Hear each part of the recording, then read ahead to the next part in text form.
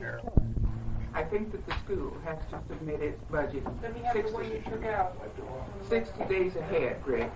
I think the Assembly only has 30 days in which to act, or their budget is accepted as presented.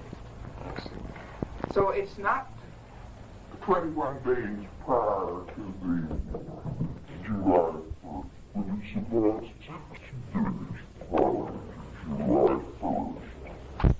Here. Fred Chai is due in at 8:15 at the airport and Western Slow. Fisher, Froney, here. Holmes, Josephson, Here. Parker, Yes. Parsons, Here. Reed, here, Sheffield, Sturgill. Here. There's 8 members present. 11, making a quorum. And we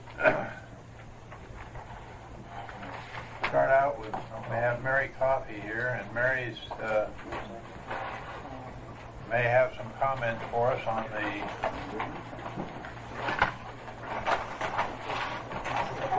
election procedures.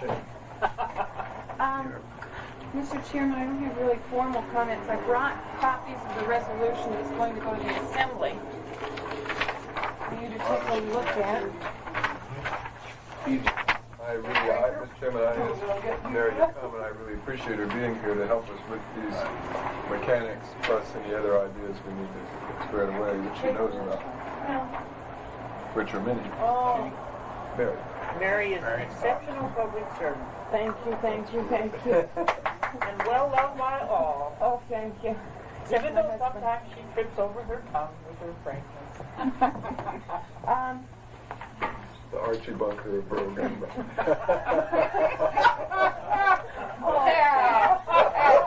That wasn't fair, man. That wasn't fair. Beyond the dignity of the public body. Cut that out. Who's public body? The resolution calls for placement of the charter proposition on a September 9th ballot for election of 11 assembly members, 3 school board, and 2 members of the Board of Supervisors for the fire service area. 3? 2. It's a 3-member board. No, there's one up this year. It's a 3-member board. Last year, Chugiak Eagle River was not a part of the borough at the time of the regular election. Therefore, the member who would have been re-elected last year will be elected this year to an unexpired 2-year term. And so this is explained in paragraph 7.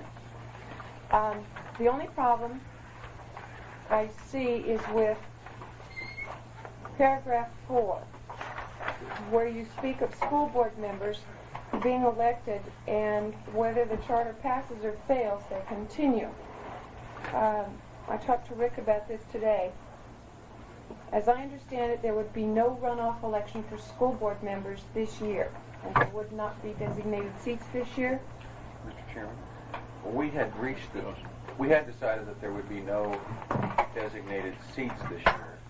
We should include, and perhaps your resolution should specify that there will be no runoff, that their intent, because there would be runoffs in 1976 and future years if the charter. Well, I think Mary has an interesting point. my problem is this, that if the intent is for the election of school board members to apply to the borough should unification fail, so they would not have to run for re-election, there would have to be a runoff election because borough and state law now Okay. requires us to hold a runoff. Okay. In that event, you have a very confusing situation because a man comes in to run for the school board and you would have to tell him that, well, if unification passes, you don't have to go through a runoff this year. Oh, no, that's no problem.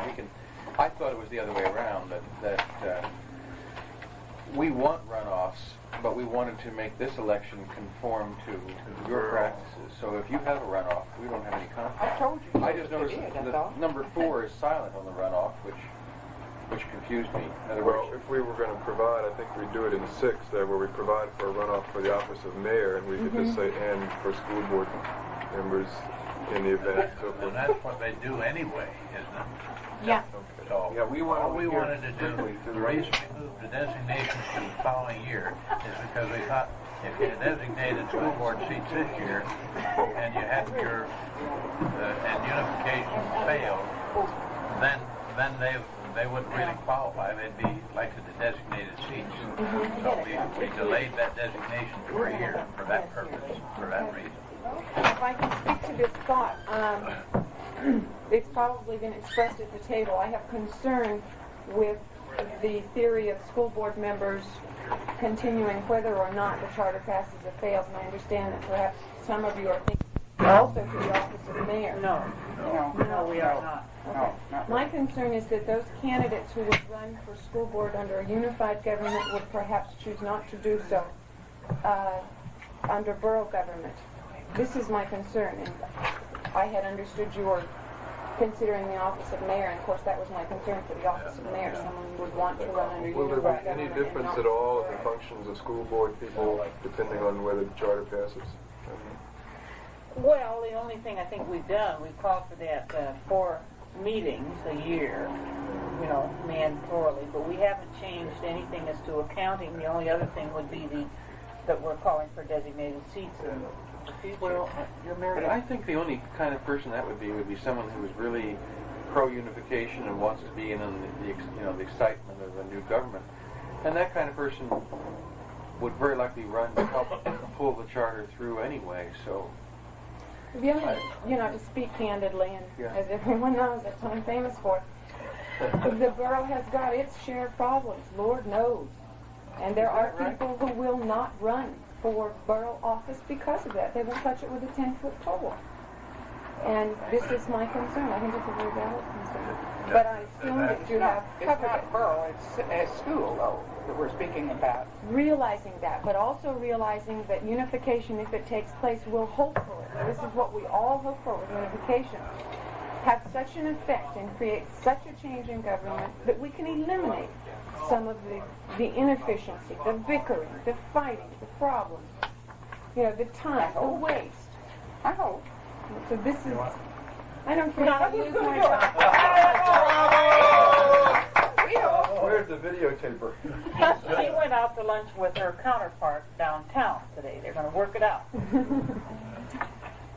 At any rate, I wanted to bring up that point for you to consider, and if it's your intention that the school board goes through a runoff, then it should be suggested to the assembly on Monday evening, and so that they may amend the resolution to include it.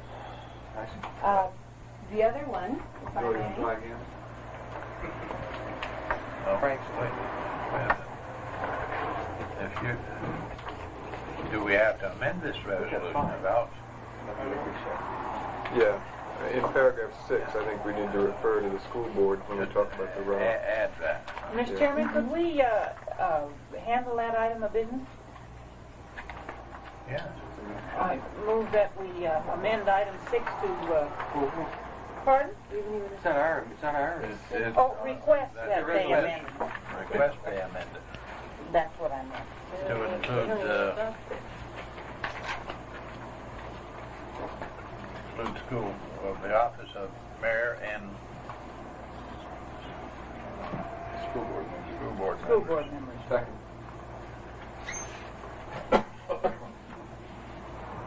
If there's no objection, be so ordered. Mr. Chairman, maybe this is the time to bring up my concern about these seats that I was talking to you about this afternoon. The more I thought about how we have to propose the turnover between assembly and mayor on election years, the more it worries me that on that 1 year, that between the assembly and the mayor, all of the assembly are 1 or 2 year seasoned, and he has the possibility of being the only green man among them, the only new one. And I somehow worry that there should be at least 2 or 3 or 4 assemblymen that same year that might be green. Mr. Chairman, I feel that the appropriate time to discuss that would be under the transition section in context of the charter, and then if we do make a change, that we come back and amend the resolution. But it seems more appropriate that we discuss it in context of the whole provision. All right? I just didn't want for Mary to leave thinking that there might not be any other changes.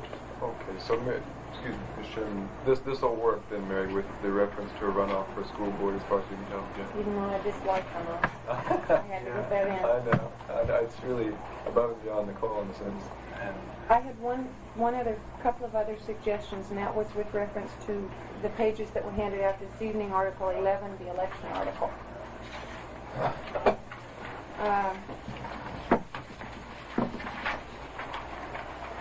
3 suggestions. First, that you change the term general election to regular election, because it conflicts with the state and there is confusion. Line 7 should say regular. Line 7, 12, wherever it appears, it should be regular or special rather than general or special. On which page did you say? Page 16. I'm sorry.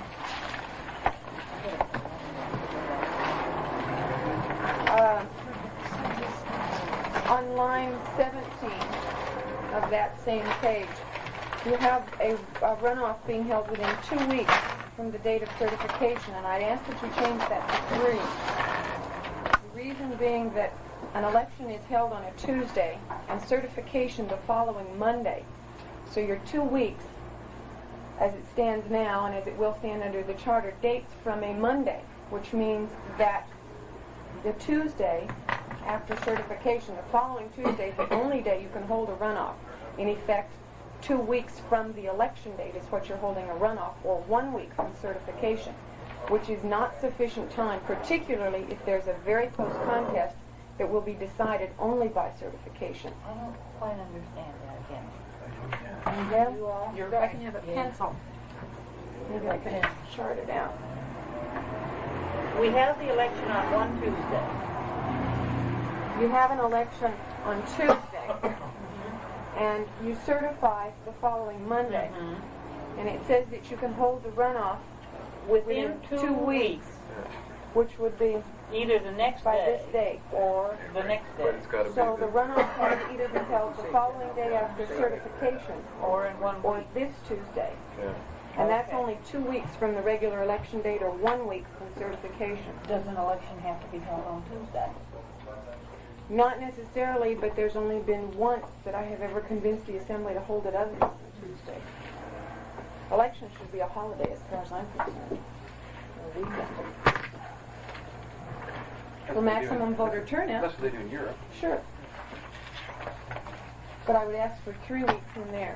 And that, We'd have to change a part in transition, won't we? It seems like we'd have another area where that comes in. Election day. I think we took care of one that. more. In line, well, it's between line 24 and 25. It calls for, and a resident of the Assembly election district. Next should read, and a resident of the precinct in which he seeks to vote. State law has just been changed. This means, the stress is, we have sectionalized representation. And if I live in Mountain View, and the day before the election, I move across town to Sand Lake, I am entitled to vote for the Sand Lake representative rather than the Mountain View. The Mountain View man will not represent me, the Sand Lake man will. This will help to clean up that situation. This is how borough ordinances now read. You may move within a district from precinct to precinct. You may move within the borough from one precinct to another, and you don't lose the right to vote in that election. But we do require that whatever precinct you are living in, election morning, that's the precinct you vote in, whether it be by challenged or unchallenged ballot, rather than election district. You say the state law was changed this year to that. Legislature just changed it. So And specifically, was that change made applicable to local Yes. elections and so forth? It was changed in 15 and 29.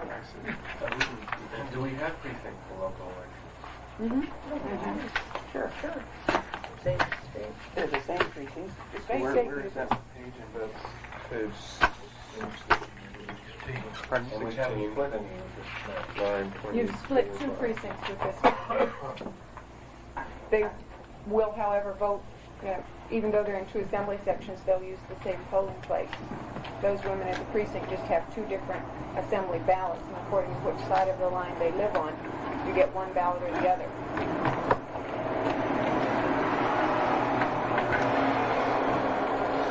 Those are the only comments I have. If you have questions on the election section or anything, I'd be happy to try to answer them. It looks reasonable otherwise. Except for the runoff provision, I like it.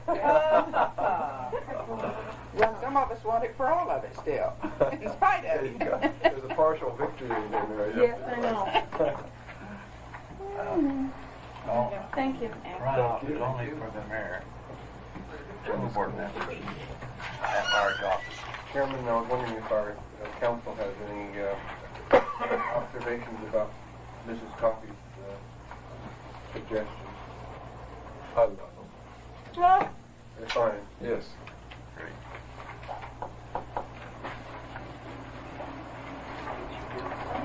Oh, well.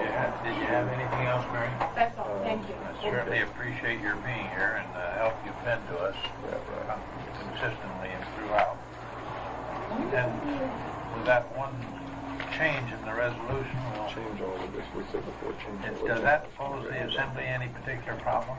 Change to Not at all, since that provision of their continuing on, the unification fails, that doesn't apply to the assembly, so there's no problem with that. And when we appear on Monday night, which I guess we're going to, we will suggest that change. Thank you. Thank you. We have Mr. Garvin here from the Tri-Trades Council. And he'd seen Mr. Sullenberger's letter, and he had some comments to make on it. And so we'll turn the floor over to Mr. Garvin. Actually, I'm here wearing a different hat than Tri-Trades tonight. I'm really representing Local 71, and we participate in the joint crafts on the city contract. We more or less concur with Mr. Sullenberger's proposal, except we like the idea of the senior junior thing, except I feel that the junior bargaining agents, people ought to have that choice, ought to have the right to make that choice themselves. So what we feel is that within 90 days after the election, the mayor or the labor relations agency would then conduct an election among the junior employees as to whether they would want to be covered under that agreement or to retain or to work under the other one.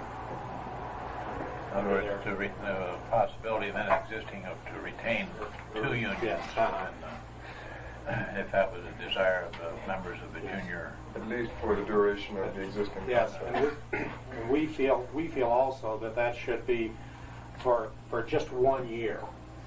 You know, say that somebody has a 2-year contract, it would be shortened to 2 1-year. We'll take her. You know, we'll take another crack at it. Well, Mr. Chairman, some background on this, from what I know of it. Mr. Garvin called me today a couple of times and indicated, as he said, that the Sullenberger text had been put before his group and others, and that there were some problems with it, but in the main it met their requirements. I reported to him that when the Charter Production Committee had looked at that, and for the benefit of Mr. Sheffield, who might not have been there, are you familiar with the Sullenberger thing? Okay. It's a proposal that was presented to the Charter Production Committee that tries to deal with the problem of conflict between two bargaining units on the labor side from the city and borough, which cover workers in substantially the same craft or in the same similar department or combined department or agency. Anyway, I told Chuck that in my opinion, the reaction of the Charter Production Committee was that this is a complicated matter, that the Charter Commission may not have the expertise and or time to deal adequately with it, knowing that all of the interested parties have been treated fairly, that nothing we were doing we thought prohibited the Assembly from taking appropriate action to resolve any conflicts of that kind, and that we have tried to stay out of the area of legislation in the Charter and to leave as much, give the Assembly a tool and leave as much of the choices to them as possible.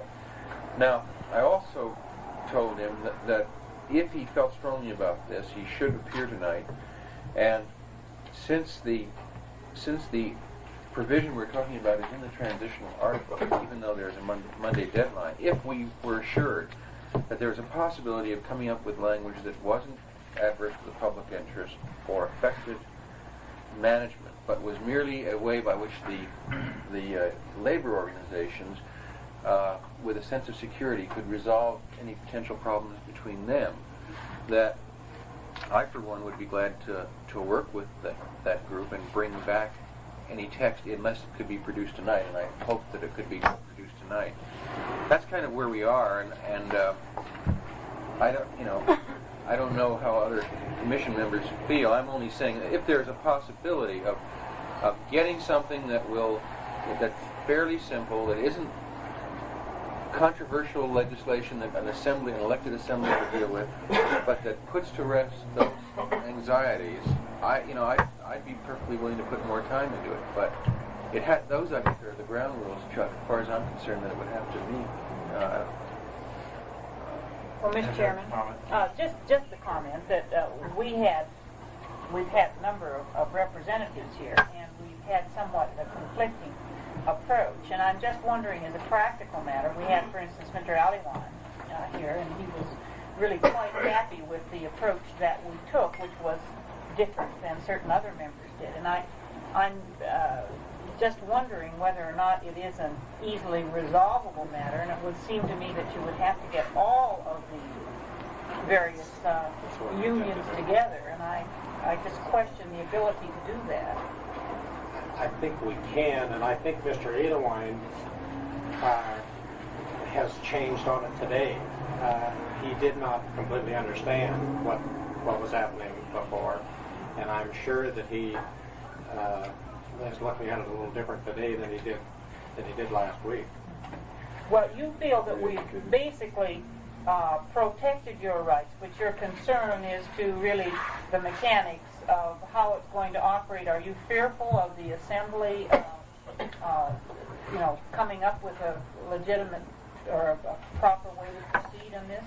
No, what I really fear is that right now we're going to come under criticism from our own members as to the way it is now. If we can say, there's no blue sky here, this is the way it is, period. And then I think that,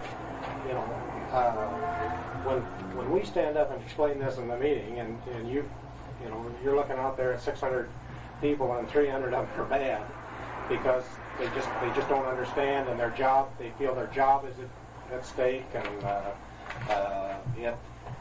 it just makes our job of really endorsing this and really going out and doing a job of selling this thing, it makes it that much tougher.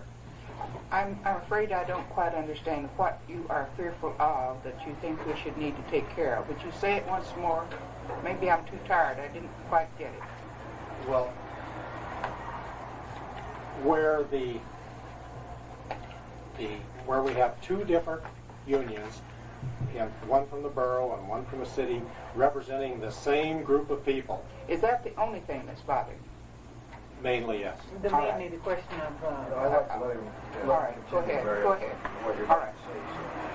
I thought I'd missed something. No, that's the problem, where there's just bound to be a confrontation there. You know, if not before the election, immediately after. And I don't see how the people that, you know, they have their jobs down there, they've been there for 8-10 years, and I'm sure that that they're going to feel in voting for unification that they're just laying their job down. Mr. Chambers. Well, go ahead, Officer.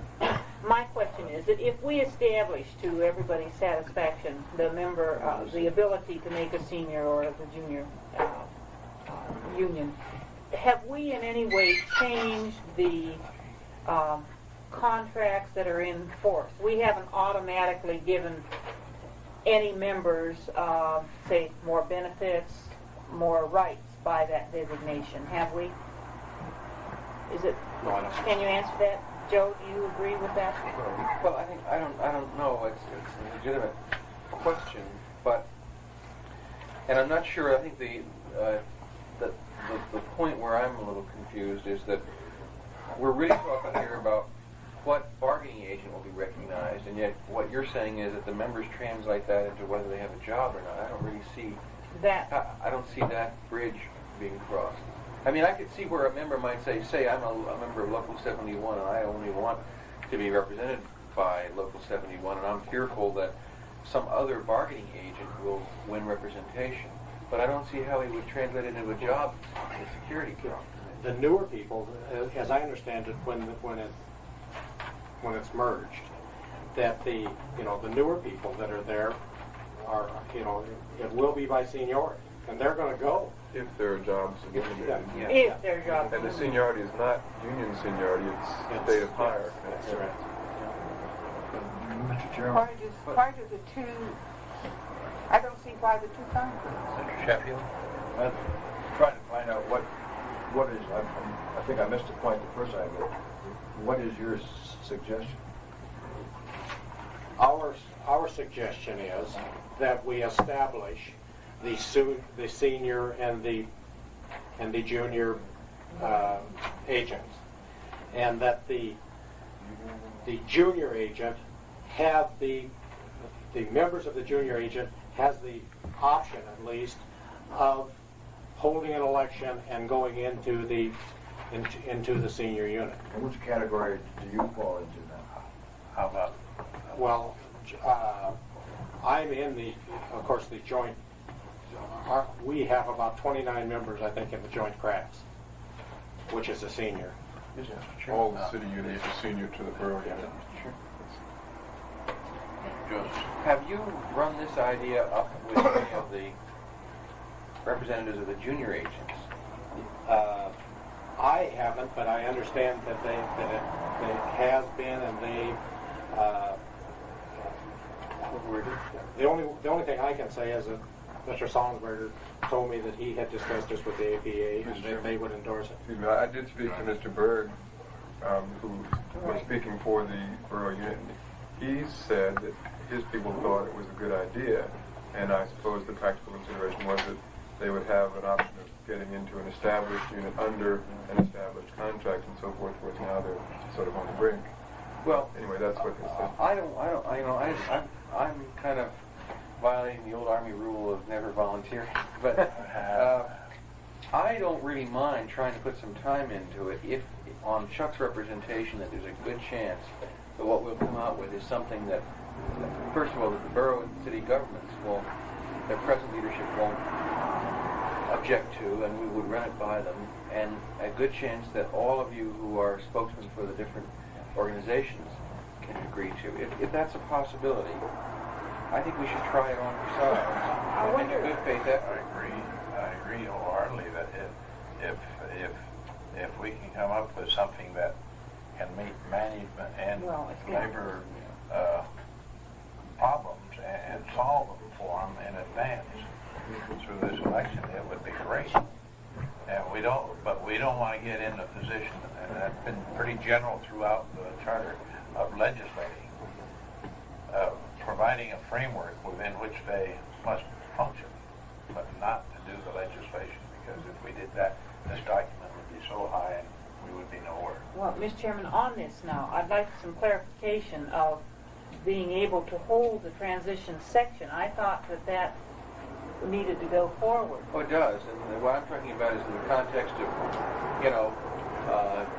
agreeing with Chuck that if he can assemble a group Saturday morning and those of us who Oh, you're can do it, talking that it would be done and then we would concentrate on we would it. have a text Monday and allow a committee to look at it and have Rick go over it, and it would have to be in that time frame. I might mention that Rick has some constraints on time because he is leaving Sunday afternoon at 3 for Angoon.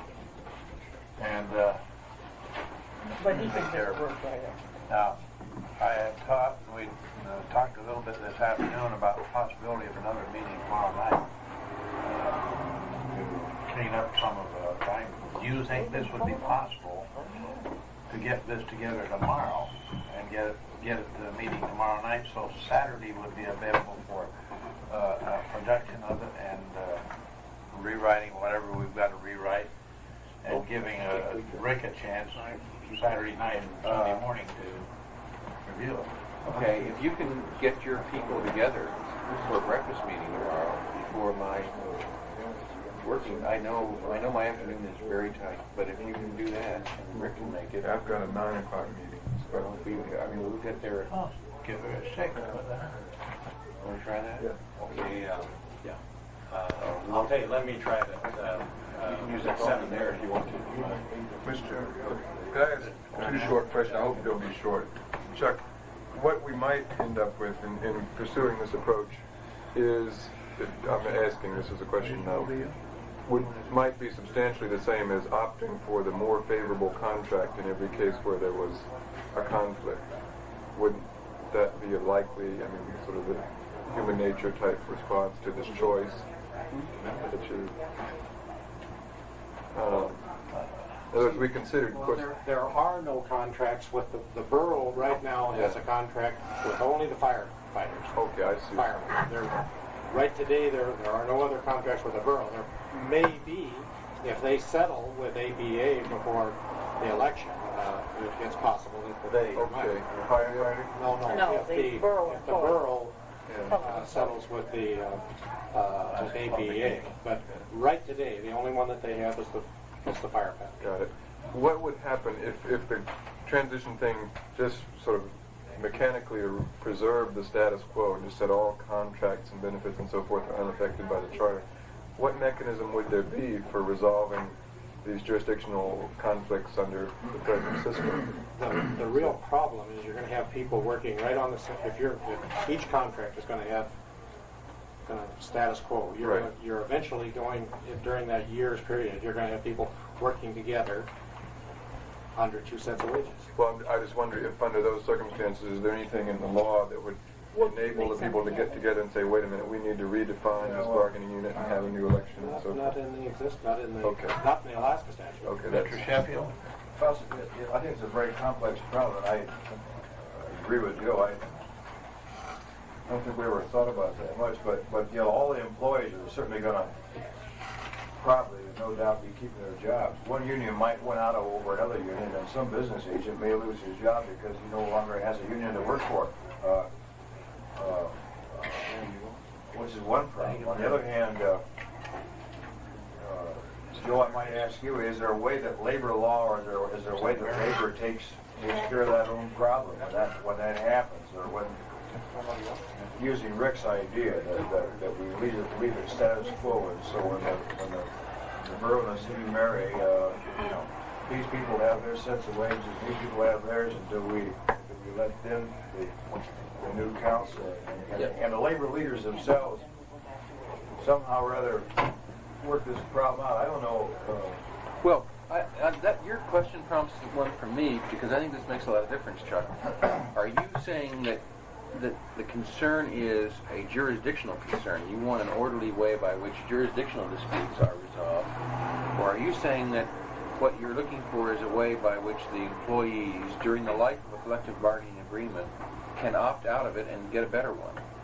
Is that what you're saying? That's really what he's saying. The latter is what you're Yes, saying. basically, because as far as jurisdictional, you know, at least among the building trades ones, you know, that's taken care of. You know, we have a problem with mutuality here, because if we say that the borough, or strike that, the new government is going to be bound by the collective bargaining agreements in force, and then we also say that the employees are not, we have a, I don't know if the legal problem is, we have a problem in explaining that to voters too. You see what I mean? We were trying to give you protection on the one hand, but it has to be a mutual. This has been the thing we've discussed at some length, that can we protect those rights of collective bargaining and then turn right around and modify them? And really what we're being asked to do here is to modify those collective bargaining I'm happy to agreements. meet. Well, be something to be Frank, give you a little more room. Chuck's very reasonable to talk to. Frank, I'll give you a little more room. If I could. Mr. Chairman, I frankly, to get something going, I would like to really have Joe and Rick tell us whether they feel it would be a benefit to pursue this further. And if they say yes and are willing to do so, then I think by all means we should. Well, Well, I'm perfectly happy to meet tomorrow morning and see if we can see our way clear and through these various obstacles that have been raised. Certainly, we don't want to raise another problem. We would rather, if we can solve it, fine. I'm sure that that some people, that from some of the other unions will feel better if we just have the meeting tomorrow. I think that'll really help. I think just the dialogue, if nothing else, and to explain problems that we might be encountering by changes. Where's convenient for you, and I'll just go set it up. well, Across the street. we can meet across the street, and you can use our phone and advise Rick and me. Well, it's going to be we'll have it there. I know that Jeff, Barry, and myself and Haley can show and Solomon. So we'll be there at 7:30. Don't you want Bird too? we'll contact him. Did you say 7? I really don't know how to keep Richard Bird. Yeah, but I'll I think he's in the book. And how about the firefighters for the borough? Probably. Solid, Probably you should contact them too. very bird. I think Jeff will know Yeah, I don't know. the ones to get a hold of there. I don't with firefighters. So we'll try to get a fairly representative group. We'll have to explain that Rick and I will not be able to make any commitment. Oh, we know that. Bring it back to the group. The more specific their ideas, the better we'll be too in terms of the words and stuff. Sure. All right. Good. Thank you for coming, Chuck. And we'll note the arrival of Mr. Shy from a late Western Airlines plane for the record. No, No? never flew. Took Alaska instead. Okay. All right. We asked Mr. Levesque to be here this evening, and Norm is here. And we appreciate his coming and waiting and discuss if you had any problems in the finance articles as you saw them. I think we've got most everything out, almost. I'm down to 26. I don't know about any additional pages. There will be a few in a minute. Have you had an opportunity at all to look over? Briefly, I only picked out about 20 items. Got 20 items? That ought to be easy. You're being cute. Shall we start at first? Page? 18. Page 18. Well, geez, that really 18 pages.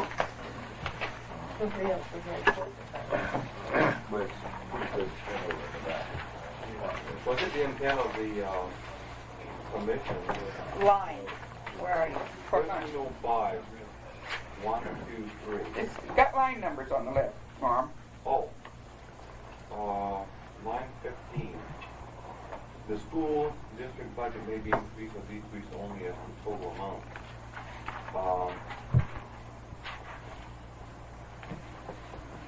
Was it the intention of the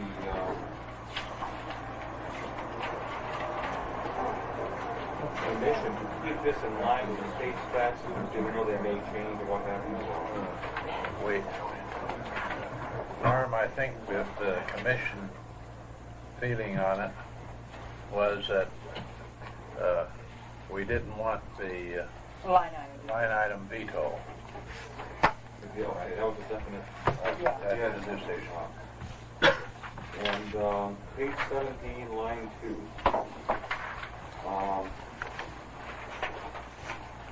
Between categories within an appropriation, could someone explain to me what that means? Where are you again? Call Bob Nelson. Page what? Page 17, line 2. 19. Oh, that's a 19. That's 90.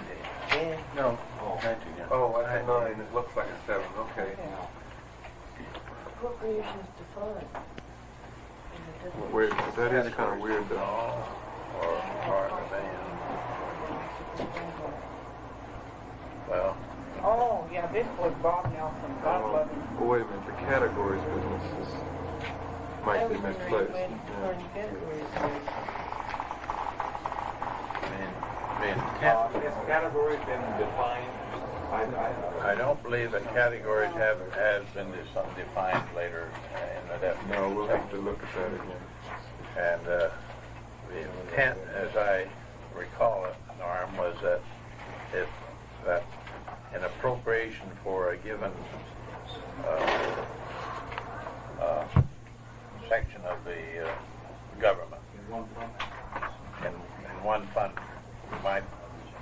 might be categorized to the assembly and appropriated on the basis of 10,000 for a fire engine, 10,000 for a fire pole, 10,000 for this, and later they might want to transfer from the category called fire pole to the fire engine.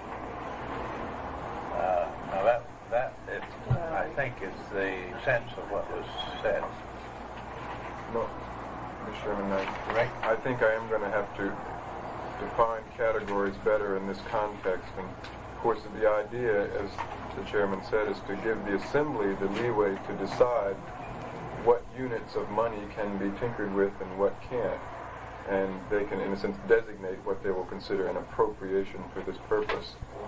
But, Okay, well, I just point out I have a problem with that on line 2 and on number 6 where it says one appropriation to another. Can I ask you a question? In 13 and 5 on page 18, after the school district budget, it says the assembly shall approve the budget as amended and appropriate necessary funds. Mr. Chairman, if we could all get the benefit of the discussion, it would be We can't hear you. great help. Oh. I'm asking on 13 and 5, What line? 16 through 18. If that is applicable, goes to the budget for the municipality and the school district. Whose budget are you talking about?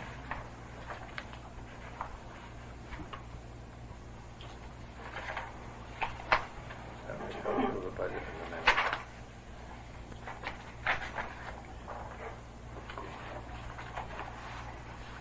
you want to add of the municipality? Where would you? I think just the sentence before that says the school district budget may be increased or decreased only as the total amount. Then it stops off, the assembly shall approve the budget as amended and appropriate necessary funds. 21 At days. least 21 days prior to the end of the fiscal year. So it's Does that their apply fiscal to, year. right, if you said municipality, it would apply to everything, right? It means of the municipality, doesn't it? No, we're still talking about the school, aren't we? No. Well, that's what is unclear. What are we talking about? The first sentence includes the words in the proposed operating or capital budget of the municipality. And I assume that the municipality includes the school district. It would, but I think what's And then- missing there is that little sentence that the school district is, there is an exception. That's sort of a parenthetical, Yeah, really. And yeah. I think the phrase of the municipality after the word budget in line 17 might clarify it from Norm's. Which is what we meant, isn't it? Yes, sir. Which would be all, including the school district. Yes.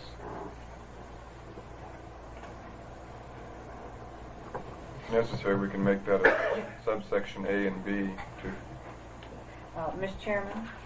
Arliss? Norm, back on your page 19 and 5 and 6, was your comment there on one appropriation to another the same as on categories? Is the understanding of what an appropriation is? And No, Mr. Chairman, I can understand what the intent of the commission is as far as categories and what appropriation is. What the intent here is, I don't believe the definition has been made clear enough that I feel that you could get involved with some legal interpretation of fraud. okay, so that's your thing. Absolutely. Okay, you can take care of that. And that's your same comment with the one appropriation to another then? Okay. Next. Mr. Chairman, the other one on 19 is line 17. Line 17, page 19. It states that obligations otherwise incurred are void. And I'd like to point out to the commission that there are certain times that expenses are made, line item wise or budget wise, where a purchase order is issued or what have you, it becomes a direct obligation of the municipality. And I realize what the consequences of someone doing that might be, but I wonder really if the charter can negate the responsibility of the government once its legal instruments have been issued. Oh, you're on 19 again. Rick? I think in terms of future obligations, this language would amount to sort of constructive notice to all the world in the sense that no money can be paid by the municipality except pursuant to an appropriation. I don't think we can do it ex post facto. And of course, you're bringing up the policy question also, I think, as to whether it's a good idea to have that kind of limitation. Mr. Chairman, Mary? I don't believe that a store would know by heart the charter with this thing, and I doubt that the store would have the yearly budget with all of the appropriation amendments that go on during the year. And since the store would not have all of the budget and the appropriation amendments during the year, I would move that we delete that line, that whole sentence, just delete it. Motion by Mary to delete the line in 1308 on line 17 of page 19. Obligations otherwise incurred are void. I might point out that appropriations are also made by line items. Yeah, or in any way the Assembly wants to. Sometimes line items are further broken out. Well, okay. I'm just... Lisa? Lisa, did you? Well, if you don't have, if you don't have that sentence, Rick, what is the consequence? Given the first sentence that no payment made or shall be made or obligation incurred except in accordance with appropriations, does that give the government a cause of action against the wrongdoing employee, whereas in the second sentence, if it's retained, the burden or risk, instead of being the employees, as the vendors? Is that what? To some extent, I think that's true, yeah. I mean, what we're doing is negating the possibility, I suppose, of an employee, for some reason or another, putting the municipality into hock without action of the governing body.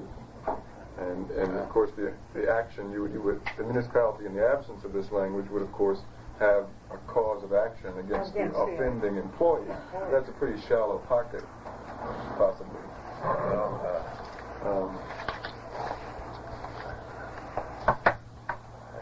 In our business, if the man at the wheel makes a mistake and commits us, we meet it, and the man at the wheel finds he's running along behind now, and he's no longer at the wheel. And Lisa? But the no appropriations were made for the Charter Commission in the 74-75 budget. Yeah. So if they would have, then any payment they made would have been void.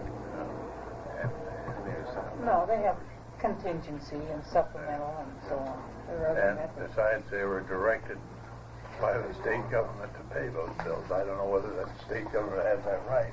Mr. Chairman, I believe that your approach is proper, and I don't know how you word it to accomplish what your aim is here, but I wish you'd look at it a little closer because you're placing an innocent vendor at a disadvantage. He's the one that's going to suffer, no one else. I don't want to put the government in the position, personally, I wouldn't want to put the government in a position where it could go down to so. Mr. Chairman, one thing to consider on this is that it's not that they're avoidable at the election of the government, which would be one thing. It's that you would be prohibited by this language from paying a vendor, even in the particular case where he had acted in good faith. You would be outside the authority of the government to make that payment. You know, and this gets a little bit tricky, but I'm not sure, but what, the doctrines of quantum merit or whatever, even if the transaction were illegal, if a vendor had provided services or goods which had been consumed and he could not recover them, I think a court would award him the fair value of what he had provided. It wouldn't be the contract's value, because the contract itself would be of no effect, but it would make a judgment as to what the fair market value is. Well, Mr. Chairman, we're not going to be going piecemeal through these for the purpose of amendment, are we? Yes. Well, I think we need to go through them. No, but what I'm suggesting is that, as a suggestion, is that we go through it in a sequence, in order. Right. Because rather than skip around, even though I think we ought to hear Norma. Mr. Chairman, I move that we postpone the amendment on the floor until such time as we reach it in a logical sequence. Second. no objection. No objection, so ordered. It's better to have it out than to leave it in right now. And you could supplement it with something else, but Right. just, I agree. Norm, you had some other comments. Mr. Chairman, on page 21, I'm still bothered. Line 24. I'm still bothered with the interest earnings within this paragraph. I think I stated before that there are a lot of different spots in this particular area, and I have pointed out as an example, if you sold bonds for $2 million, invested them for a year, and earned interest, you could turn around and manipulate in such a way that you did not spend $2 million like the voters approved for a particular thing, but you could spend a lot more. And I think that the train of thought today is that interest is treated as a revenue, and I would prefer that there might be some consideration given in saying an interest shall be treated according to standard municipal regulation or accounting standards, or it shall be treated in accordance with accepted municipal accounting standards, rather than stating it here that there's no question, no matter whatever occurs, you can always take interest from now on, unless these provisions are changed in the charter, to supplement. Norm, if I may ask, if you sell $2 million worth of bonds and you are paying 6%, we'll say, the chances of your reinvesting those for any length of time or any substantial portion of that $2 million at a higher rate or a higher earning than what you're paying would be very small. That's correct, but Mr. Chairman, this would allow you to take the interest and recognize it as additional funds for the project while you reported the expense as an expense of the budget, interest expense. So you have two things. I don't think it's accomplishing what you aim to do. You're saying then that the revenue derived would be outside the budget and would be an expense the expense would be within the budget, so that somewhere you'd come out on balance. All right. Got a point there. So, Mr. Chairman, just to follow some norm, you would prefer maybe another subsection that specifically states that interest shall be treated as any other municipal revenue or in a sense, In or accordance with accepted municipal accounting standards. We don't know what This would be those a are. municipal finance officer association would be, that's it, you know. We don't know what those are. That may be pay the chief fiscal officer extra pay. Mr. Chairman, could we ask Norm to take that and write out the wording he thinks good and get it to Rick here? Mr. Chairman? Or you have it, Rick? well, just for the sake of giving a shot at it, if we struck from the first line the phrases interest and profits derived, that whole phrase, and really just didn't specify what would be done with interest and profits, would that solve your problem? Or, you know, then the sentence would just say, it would just deal with proceeds. It would only specify what had to be done with the proceeds. And I think it'd be an easier way for the public, because you can confuse the public if you get into the other one. It might Does be that easier. do it, Norm? Proceeds Yeah. derived from sale of obligations shall be used Proceeds, solely. yeah, I think that's sensible. Would you repeat the way it would go now? From the sale of obligation. Proceeds derived from the sale of obligations shall be used solely for the purposes for which the obligations were issued. Yeah. Or for payment of principal or interest or other charges with respect to the obligation. Well, you wouldn't keep in, We would be deleting then, and interest and profits derived from the investment proceeds. is that what you said, Rick? Yes, ma'am. And that money would automatically go to the general fund? I think so. I mean, wouldn't that happen normally? We don't speak to it. It would. Yeah, normally, right now, it's to record interest expense and record interest income, so that they sort of offset each other to accomplish, I think, what... Mr. Chairman, anything else? No, would it, I'd like to ask the question again, I don't know if I got it. Wouldn't the, if there was interest income from monies deposited that you're going to use for various projects, would the money, would that interest or additional income go to the general fund? Yes.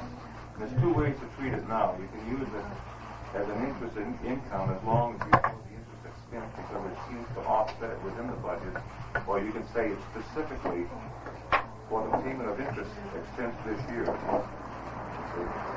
In any event, it would not be limited to It would not be used stuff as for a the particular issue. proceeds as long as, And you had more, Norm? Mr. Chairman, may I jump back to another page 12? On line 43, I'm sort of really confused with the statement there, or the provision that consent of the owners, written consent of the owners of all real property within the area affected. And the reason that problems me is that, and I did talk to Mary slightly about it, is that the Supreme Court ruling within a particular area has stated that nothing can be valid if it's signed only by all property owners. I don't know if you recall that it used to be that only property owners could vote on bonds. And there was a case in the United States Supreme Court that stated that could no longer be done, that all people vote for it. So I wonder if we're not really eliminating a contingency of people who live in the area but are not property owners. Mr. Chairman, I believe, and you supplement my memory here, but I think, Norm, that the idea was to have alternative ways that a service area could be created, abolished, and so forth. And one, of course, was the idea was that if you did have people living in the area, then these things could be accomplished by the majority vote. But there was also the thought that possibly you would have a piece of territory proposed for inclusion in a service area where there weren't any people living even, and it wouldn't make sense necessarily to have an election under those circumstances. So then you would say under those circumstances, with the written consent of the landowners, the thing could be accomplished. That's not what it reads here, and I hope you're not, placing I see your, a bigger problem on solve. Mr. Chairman, Mary? I see Norm's problem here. I don't quite know how to define it unless we define closer what circumstance this particular event would apply to. Because he has brought up a problem that I did not Well, realize. Mr. Chairman, if he's identified it, could we attempt to solve that as we go through? All right. Norm? Page 26, line 13.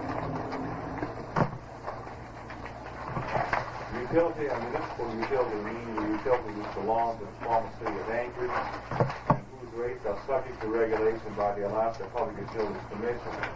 The borough currently has a utility that falls under the jurisdiction of the Alaska Public Utilities Commission. Sewer. Right, and it's the ever popular sewer utility.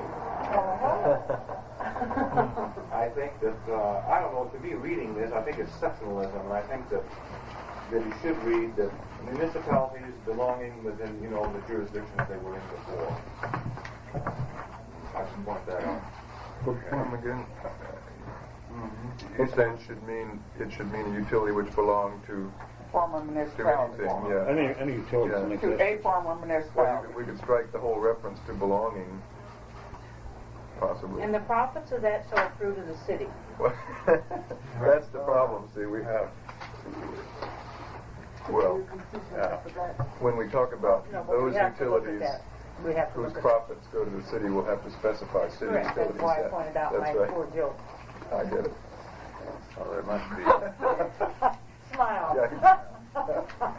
He was sitting there writing away going, Patty? what, I didn't get that. Do you have any more of this?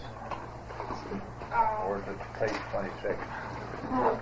Is she from Playgirl magazine? I don't know, but I'm getting ready to take off my shirt.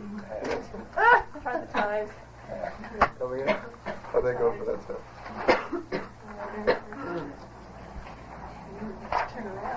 More, Mr. Chairman? Do you have more? Mark? Mr. Chairman, this completes my comment. What do you want me to do? Thank you. Thank you. Thank you for the time and the thought. Thank you. I want to hear the song, but Oh, that comes tomorrow. okay.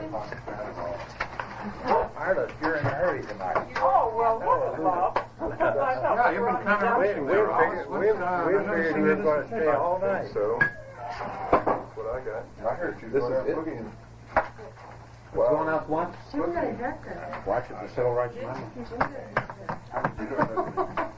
Chad? I understand. What is this about? I may be square, but I'm not.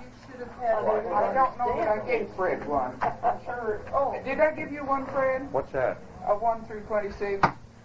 Come to think about it, he was in here when I came back. Yeah, there you Did go. we get Yeah, I more got than one 26? through, no, I got one through 32. Well, How'd you do? somebody has the 1 through 26 that they need the rest of that one, Patty. 1 through 26. I have 1 through 26 on it. Okay. I also. Give him a good profile. No, Mr. Chairman, if you wish to. Here you are. Hey, I don't have 33. So, Here you are. Wait a minute, I don't have 33 now. Get that frustrated. You don't have 33? There it is. I got used to a 32 now, or that's. good. You're the one that's going boogieing. There is another page. Now we start going through items I on don't like wish strange to be things. bossy All here. right. Rick, I have you down for Charter. I know. huh? Oh, For initiative and referendum. yeah, we should have had Mary talk about, Mary Coffey talk about. Well, Mr. Chairman, can we go through it in logical order? What's Or is it logical? I wanted. What's logical? What's logical order? And At beginning. any point in time, All right, but I do think that this Mary needs to. Yeah, I have. report from Rick, 26 through 33. before we get into it, Okay, let's go. That's exactly what I'm doing. What's the hurry? Rick, Yes, sir. slow down. I have 33, Patty. I do too. He does. 27? Here's 33. Charter granting the rights and immunities. No, 33 is Not here, too. I'm fine to amend it except with the approval of the Thanks, Patty, dear. Yes. Frank, on the profile. Okay, I put it right. Rights as a subsection B. Turn around more. Mr. Chairman? Yeah. I can't carry coffee. At that point, people would know. Huh? Well, Mr. Chairman? Right with the right. Please say for the record some nice things about Patty. I don't think she's even looked up today. Yes, she did. She had some popcorn. Popcorn for about 5 minutes. But she knew how to reach for it while she typed with the other Does hand. everyone have 1 through 33? Yeah. Yeah. And we do say nice things about Patty. It's all on page 2. Rick, Yes. did you have something on the initiative and referendum? With her new hat, too, Mary. Mr. Chairman, I was asked to comment briefly on Latest investment. No, you feel it. You feel it. You should talk. Mr. Garnett was just speaking. Is he speaking of anything in particular? Yes. Yeah. Very old. Sex. He's talking about sex. He's got my attention. Rick? Go ahead, Rick. The question had to do with the effect of the initiative and referendum that are being circulated on reapportionment. Okay. I looked at the provisions briefly. I was asked to comment on what the effect of those efforts would be on our charter. As nearly as I can tell, at least the referendum provision will, if the necessary signatures are gathered by Monday, appear on the September 9 ballot. I am not at all sure what will happen in the case of the initiative because of the uncertainty about whether this September 9 election will be a regular election or a special election. As you know, initiatives have to appear on a regular election ballot. I don't have, I think, any further comment on the legal aspects of it, and I was going to defer to someone else, I believe, to talk about where that leaves the commission. Mr. Chairman? If the referendum, what will the referendum say? It was, I understand, that the referendum repealed the ordinance which the Assembly adopted specifying Plan X, whatever it was. Okay, and that has been postponed. That will be suspended by the filing of a proper petition before Monday, I believe, or whatever the deadline is. Well, what I mean is, they set that for August 12th, and then they determined they would hold off. Yeah. Right. So, in other words, it would just be that wording. Nothing would appear on the ballot as far as another districting plan. You know, I think that's correct. Say that again. Another As by reason of the referendum only. You vote on the referendum, Yeah. and mustn't that pass before? In other words, well, this is interesting now, Mary. I know we're maintaining a fiction of some sort here, but if the Assembly's action in postponing the August 12 election, does that not amount to a suspension, in effect, of the original ordinance that they adopted? I mean, is it? No, it has been postponed, not suspended. Okay, well. Now, there is a chance, you say, of the initiative being on also at the same time? I personally think at this point that the September 9 election is a special election, and the statute requires an initiative to be on the ballot at a regular election. Oh, you're coming right in. If the Assembly... Can I look at somebody, anybody? I'll look at you. May I? We'll get both. Don't you take a picture, too? If it's a special election, then it can't go on this ballot. Yes. I am. I feel like a hyena. I have a question to you. If this endangers... It doesn't endanger anything. It assures that at some date down the line, that the voters are going to be given a choice. The real question is whether you wish to preempt and give the voters a choice along with the charter, or whether you wish to postpone the choice until the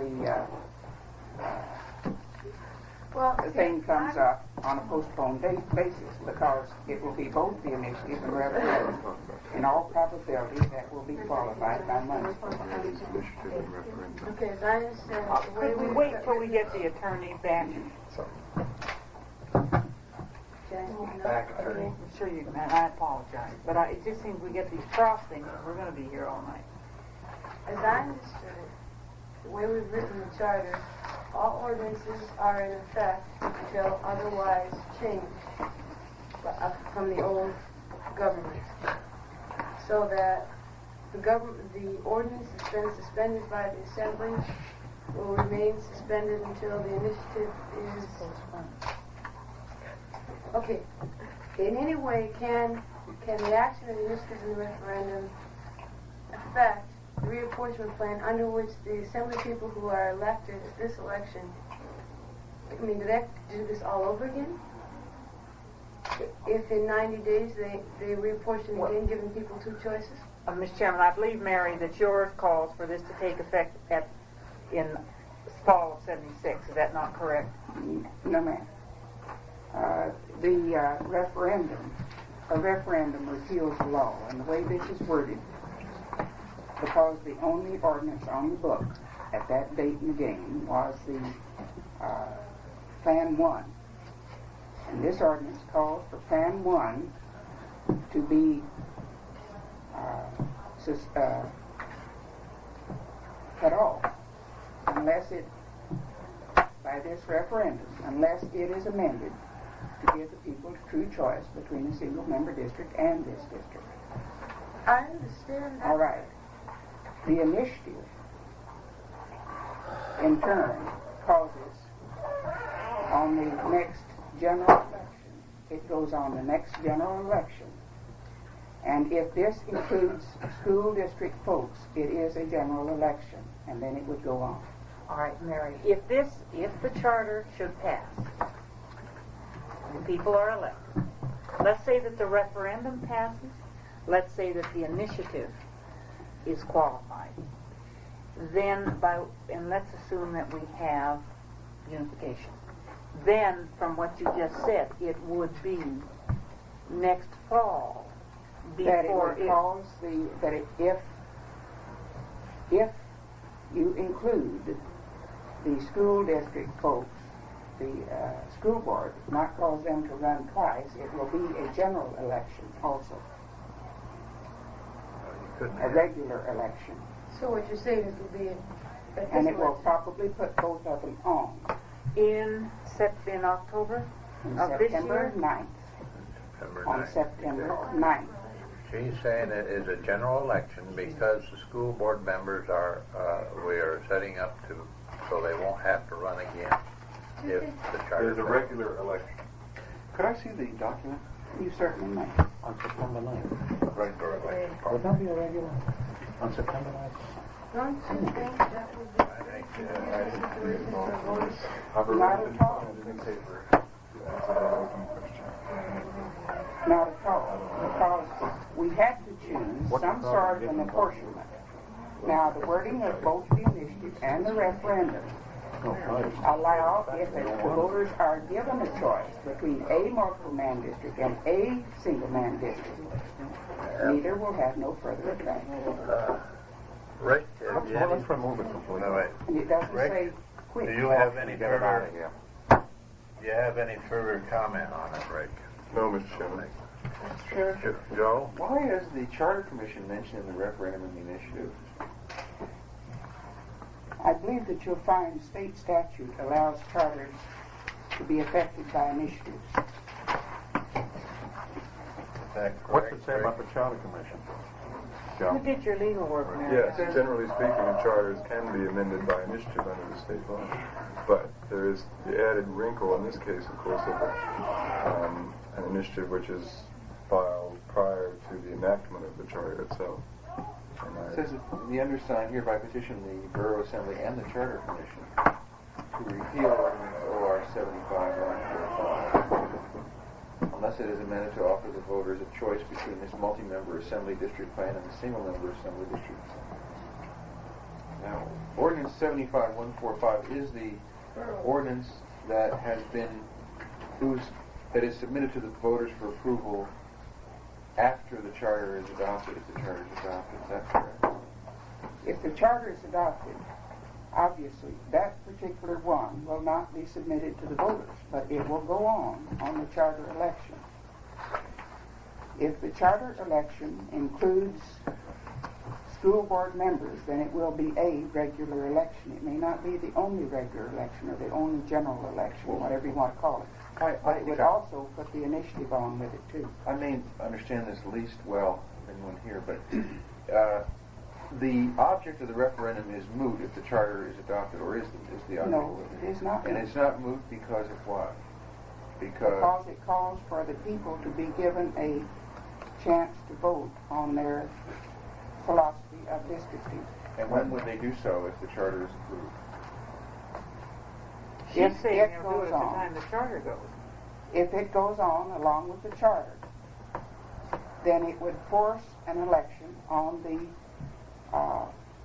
if it were passed also, it would force an election on the philosophy of voting next year. Okay, so Which would affect the following year. They're not expressing themselves on the philosophy on September 9th. They're expressing themselves on the They're- so-called right to have a choice Yes. presented to them in the following year. And there would be no effect on the election of candidates. It wouldn't affect the, Isn't it, Jay? I thought the name of the game was avoid the confusion. I thought we're doing pretty good here with everything we came up to. Now, what are we doing now? Secondly, because this thing mentions and petitions the Charter Commission, can't the Charter Commission take a stand right now? Take a position on it? Well, that's my... Don't people have the right to initiative and referendum? People have a right to anything, but I'm talking So let about them the go Charter. ahead and do it. Well, let's take a stand on it. Let the Charter Commission take Well, Mr. Chairman, it seems to me that we can spin our wheels. In either case, we would, what's the difference? We're going to have a referendum. If we do the right thing by the school board, we're probably also going to have an initiative. The initiative would allow the choice, but it would set what's set forth in the charter, as I understand it, would carry through, would be the method by which we use to elect candidates. If the charter passes a year from then, there would have to be an election to determine whether they wish to continue with the method set forth that we've adopted in the charter, or to opt for a single-member district. So, did I state that correctly? Yeah. So I say, let's vote. Let's go on. The initiative, wait a minute, I want to read Wait a this minute, again wait a to minute. you. Oh, wait a minute, wait a I minute. want to read this again to you. That's not right. The initiative says that if it is passed, that there will be it will be put up on a special election within 60 days. Well, but could I ask one more question? If the charter passes, And the initiative, too? No, let's assume that there were just a charter proposition of candidates, Mary. Under our amendment provision, would not the voters be able to reach that at any time next year without going through this and getting an order to require? In other words, we've given the people the right to amend our charter freely by majority vote and to take the initiative as a way of amending the charter. So that if your initiative and referendum were not on the ballot and the people approved the charter, what you're trying to accomplish could be done in one step later on in any case. Is that correct? Is that right? Makes Yes. sense? In what way? Because we have an amendment At article. whatever time this initiative forces itself on the ballot, the next regular election, whether it is September or October, if it is passed, it calls for giving the voters the choice within 60 days. There and is this implement thought it. that should be presented as a thought. If we could put a second districting proposition on the election, this election, and if we did so, as I understand it, that would negates the Whole business. initiative and referendum. But it would also negate Is the that election. correct? No, it wouldn't. No, I It How would could be they run effective for next year. It would be effective next year. Well, yeah, Mary, what I'm saying is under Article 1802, an initiative petition can amend the charter. Therefore, Appendix A, which is part of the charter, can be amended by initiative petition. That's a right. So therefore, what is, if the charter passes, the steps here, it seems to me, don't benefit anybody anything because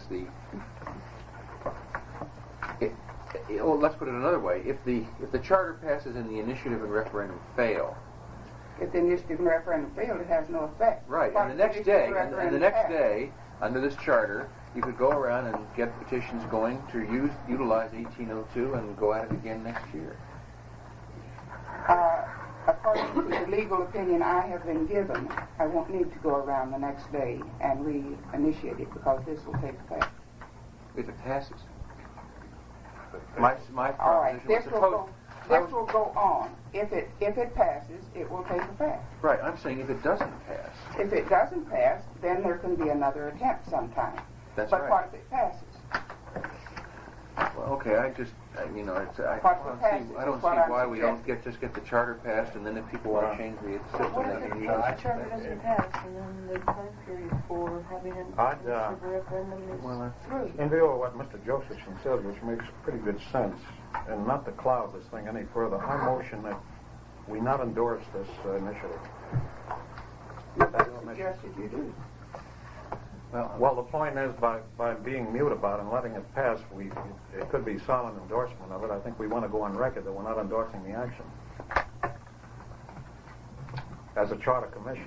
Now, what is done other than that, that's not our problem. But I think as a commission, we'll take a stand on it. I refuse to give it any more energy. Is there a second to that motion? Well, I'll second it. Second by Sheffield. What was the motion again, please? The motion was that we not endorse Negative, the action. a negative motion, it's not a, really, I don't know. Well, Mr. Chairman, well, I'd like to argue this a little bit, Fred. I appreciate what you're trying to do, but my position is that it is much ado about nothing, because we are trying to extend the right of people to do this in an orderly way after the charter is approved. And I would prefer just to disregard it as being a confusing thing, and it's something I wish weren't going to be on the September 9 ballot. But it adds nothing, but it has nuisance effect to me, and I don't want to dignify that thing. I don't say that Mary in criticism. I just mean we should disregard it. I think. Fred? I still think we have to stand up and be counted. Call for the question. I don't say that we want to disregard it. Mr. Chairman, Carlos? do we have our full membership, please? We do not have a full membership. Could we wait for Mr. Parsons back, then I'd like to make a motion. I got a motion now. Oh, I know, but I think we have a motion. Jim? Jim Parsons?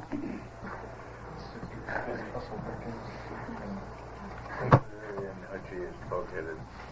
Well, meanwhile, I just assume James? I'd like to speak against the motion. You'd like to what? Speak against the motion. Not because I'm happy about the process regarding the initiative up here on the ballot on September 9th, but because I don't want to confuse anybody out there any more than they already are confused about what we're doing or what Mary's doing, or why is one member of the Charter Commission doing one thing and 10 more are going another way. And I feel that if we just pursue affirmative action in relation to the Charter and disregard the initiative, we'll be in better shape. Mr. Chai? What you're saying isn't affirmative action. You're just mealy-mouthing and straddling the fence. And not Mr. taking a Chairman. stand. Carlos? Yeah. No, I just cannot vote for Fred's motion. I deplore this additional thing that's going to really add confusion for the voter. We've had a great deal of difficulty, and I'm sorry that we're in a position of having to vote one way or another, because I can't think that's wrong. We're giving it too much weight. I agree with Joe. I would move to table this item. Table. And that was seconded by Joseph. Correct. Is there any, there's no discussion. There's no discussion on the motion to table, so we'll go around the table. Question again, please. Motion to table. Question to table, Mr. Chise. All right. I would ask to Angry? abstain, Mr. Chairman. What? I would request to abstain. All right. What are our rules of procedure on No. that? I don't believe that Yes, there are no There's no abstention. we will not allow for it, except with a majority vote of the members. Is that not true? We don't have a conflict of interest provision, but I do think that Mrs. Brody does have a conflict of interest on this one. I'm voting yes to table the motion. Yes. Chai? No. Fisher? Troney?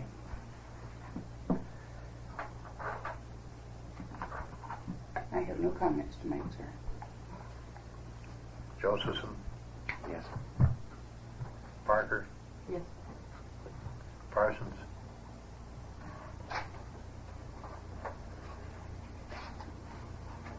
Good for the goose is good for the gander. Yes. Sheffield? Yes. Sturgill-Lewski? Yes. The motion passes Mr. Chairman, may I start the point of order? 6-2. We have a rule on the book that says that no one will be excused from voting on any question except by a majority vote of the group. The vote is illegal unless we are following the rules of procedure. Jim, how I did not vote. Mrs. Brody did not, I figured the vote was not being taken since she did not respond. An illegal vote. Well, let's catch that. Yes, it is. Yes, it is. I didn't call my name, I just said yes. Your parliamentarian has not been utilized of late here. Had me. Okay. Unless the commission directs otherwise by majority vote, the commission members shall vote on all matters requiring action. So I would say that, Mr. Chairman, that Mrs. Froney and Mr. Parsons should be directed to vote on this. Mr. Chairman, I request to have a vote as to whether when a person has a conflict of interest, he should vote. Mr. Garnett? Mr. Chairman, could I respectfully suggest, I don't see that there's a conflict of interest. Mrs. Froney is identified with a point of view. We are all identified with various points of view. There's certainly no monetary conflict. The question is whether the motion that the commission disapprove the initiative and referendum be tabled. And I don't see that that's particularly, I'd like to have the conflict that is alleged explained to me, Mary, because I don't see that it's a particular conflict. Well, I really think we should take some sort of action, one way or the other. We did request the Assembly to give the people a choice. And if we take either a tabling action or Mr. Chai's action, we are telling the public that we no longer believe that they should have the choice, Mr. Chairman. in my estimation. And I certainly do not want to partake in either sort of an action that could be interpreted in that manner. Well, Mr. Chai. Mr. Chairman, the public elected this commission with the understanding and the hope that we as a commission will understand what we're doing and we would select what is best. We're not denying the public a vote on anything. We are acting as a true commission and are arriving at a set of principles and a set of procedures that we're asking them to vote upon. Now, all of us on this commission, from what I can gather at this table, is in opposition to this initiative. Now, let's stand up and be counted, and let's quit playing fancy Dan with it and either be against it or for it. But this business of postponing and doing this and that is ridiculous. Let's stand up and be counted. I don't believe everybody at this table, other than me, is. Well, then let a vote ascertain that. But let's quit playing with ourselves. Chair is not in a position, as far as the chair can see, to force either Mrs. Froney or Mr. Larson to vote on the issue. The chair will then make a ruling that the issue is no longer on the table, and I'll ask my parliamentarian if I can do that. Well, Mr. Chairman, the chair can make a ruling, and then anyone can challenge the ruling of the chair. I don't understand that. Why are we wasting this much time playing this game? Mr. Chairman, the rules very clearly state and they were adopted by this body. The rules can be changed by this body under certain conditions, but I think it sets forth very clearly what the rules are, and I think those members should be instructed to vote. Mr. Chairman, addressing myself to Mrs. Froney's comment, I'm not at all defensive about the Commission's position on giving voters choice. The right of choice is in our charter. As I said earlier, if there is no initiative or referendum, and the charter is adopted, as I hope it will be, on September 10th, residents of the new government can start initiating and petitioning for a new apportionment plan. And not only that, in the document you have before you, we have from the committee adopted language that says that when that amendment's provided, there has to be a clear-cut choice with both formulas clearly presented on the ballot. So our record is absolutely clear on that. What we wanted to do, though, was to have the Assembly make a seasonable opportunity through clear choice between single and multi-member. I don't think that requires us to say that we are endorsing another thing now that our plan is going to be voted on first, and the Assembly has agreed to defer its, given the kind of amendment procedure that we have. Now, Mr. Chairman, Mrs. Froney asked that, I think it's, I'm paraphrasing, but asked that the Commission excuse her from voting, and I think she has the right to make that request, and we can act on it.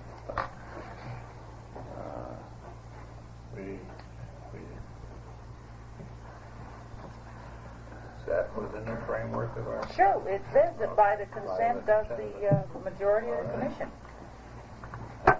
Chair then will entertain a motion to consent to Mrs. Froney's I so move. request.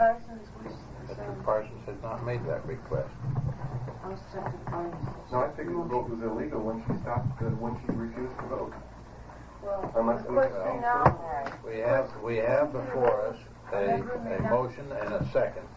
Let's speak to the motion and the second. The motion and the second states that we will consent to Mrs. Froney not voting.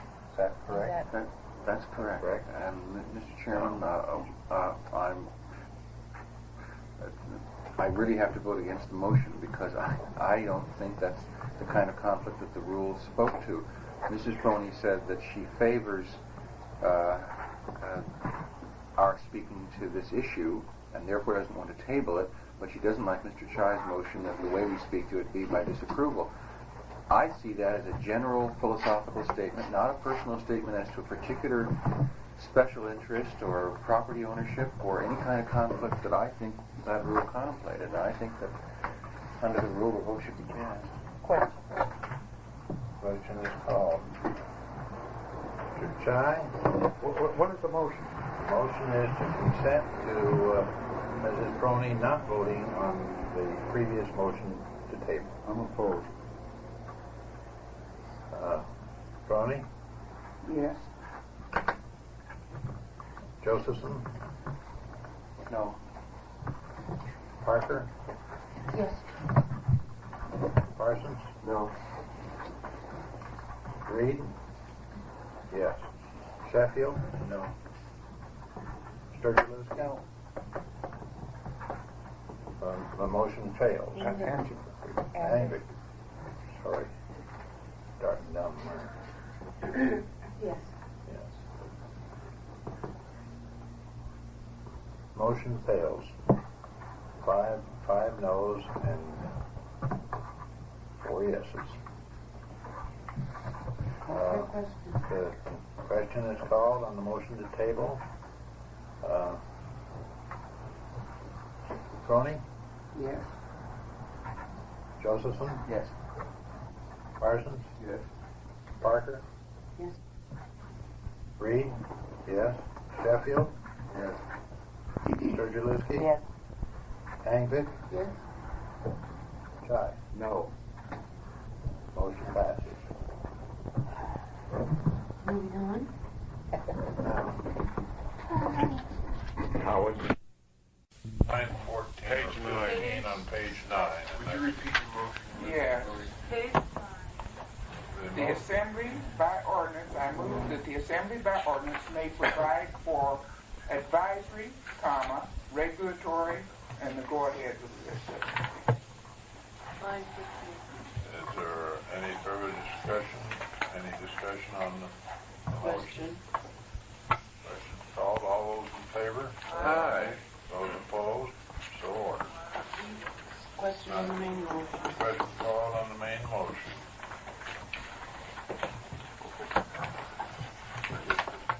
Adopt Article 5 as amended. All those in favor? Aye. Those opposed? Hearing no opposition? Move for Unanimous vote.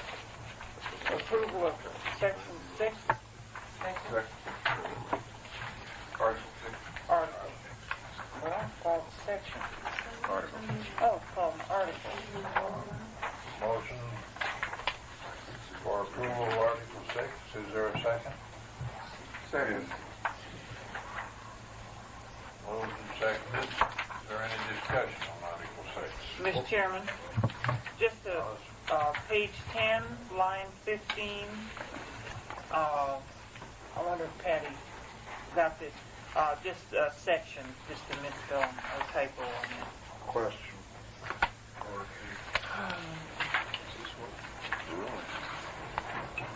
Yeah. Is there any further discussion?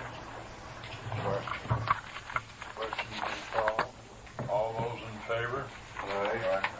Those opposed? Aye. One opposition. What'd you vote against? Parker. That's Article 6. Article 6. Patty, was there a typo on line 15, the small letter for section? Okay. Maybe. I have to be consistent. Now it's 2 minutes to 11 o'clock now. And we've got 22 pages to go, and we've gone 10.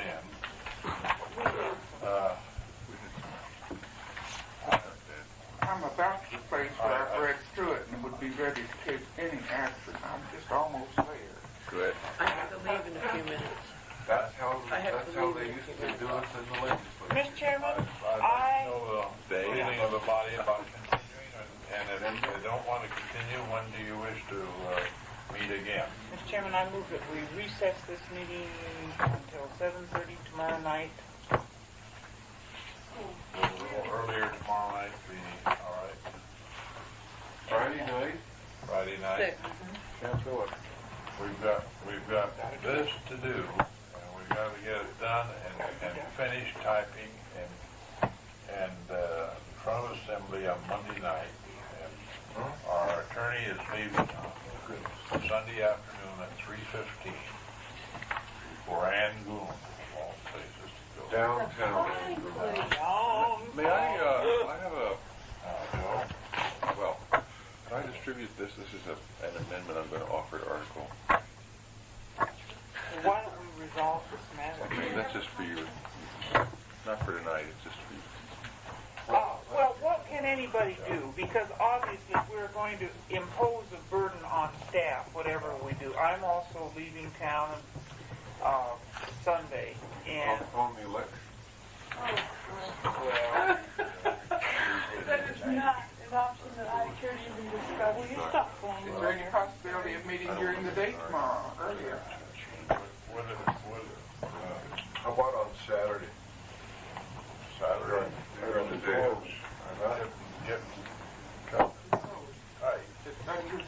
Because Well, I mean, maybe tomorrow night and Saturday. I'm available. well, if it's all right with you folks, let's make it, if we can, at 7 tomorrow night. And that'll give us 4 hours till 11, and maybe we can get through it. Well, I'm willing to adjourn tonight, yeah. That's all right with me. I don't mind staying later, it's just a matter I of understand. what's the But I'll sense look at it of tomorrow. the body. Don't sit now. Well, I'm ready to quit.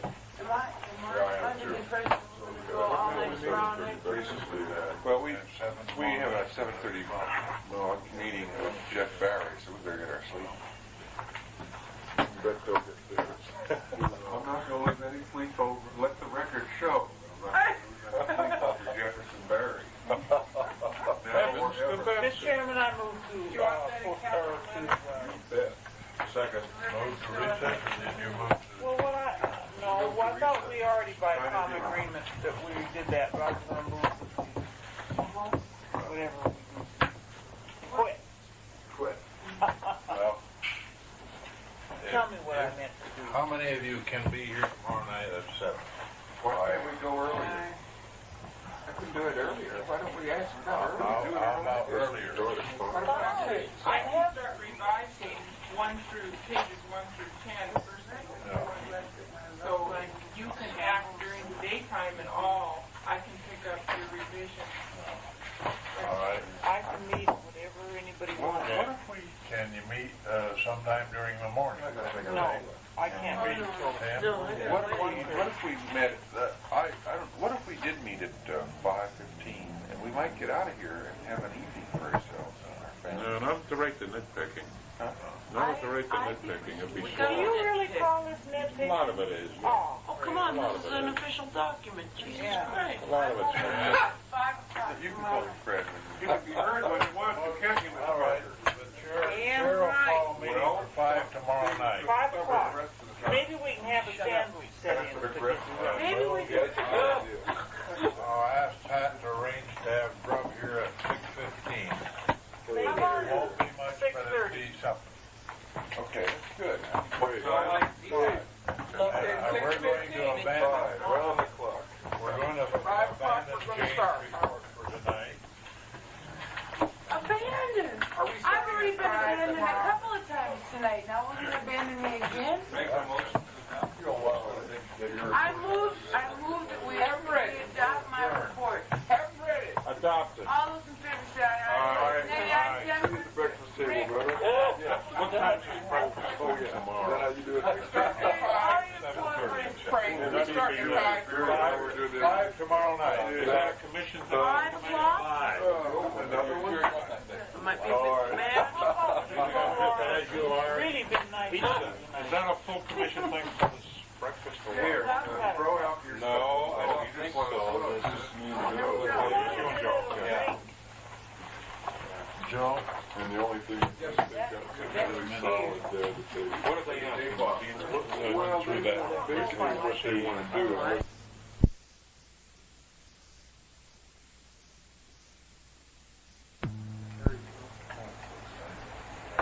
Set it up with microphone in the back. Call the meeting to order.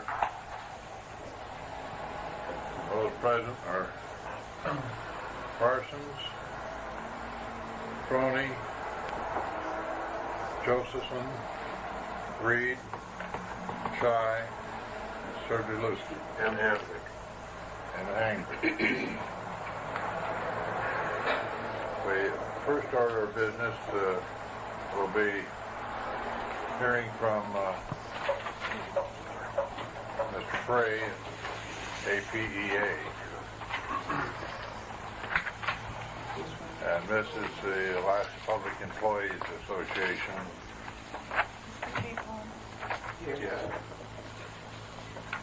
Comments regarding our various discussions on collective bargaining, preservation of collective bargaining for between the two former government bodies and the new government body. Craig? Thank you. Jim, now did you want to? Yeah, are you gonna? We'll start in right now. Well, Mr. Chairman, I move that we go into, that the commission resolve an executive session to consider privileged matters in accordance with the commission's rules. Second. All those in favor? Aye. Those opposed? So ordered. We'll yell. Back office is going to be simple. In fact, it's the negotiation. We'll yell when we're through. Who's the other gentleman? Don Sherwood is on my bargaining team. Okay, Mr. Don Sherwood. Is it Jim Frey? Spray, S-P-R-A-Y. Ken. First name's Ken. I'm getting pretty close. Pretty close. I'm close. Okay, let's go. Let's fire. First off, we became, I guess I did last week sometime, contacted by Mr. Solberg, or Stolberg, or whatever his name is. Solenberger, okay, I've got him. And he had a meeting with the chairperson of our APA chapter, which is the Greater Anchorage Borough chapter, at which time there was discussion as to what he felt would be acceptable language in the charter in reference to the collective bargaining contracts and the obvious differences in wages and also job classification responsibilities if there was the unification. Presently the city pays more. I think the borough has some other benefits the city doesn't have. There are some job classifications that are listed identically in name but not in responsibilities. It's just a real monumental problem. I became aware this morning at 9:30 at the bargaining table, and I heard from the borough's side that we were in agreement with all the other labor organizations to some language that was presented before this commission that would say basically that a senior bargaining unit would absorb like classifications and the junior would lose that.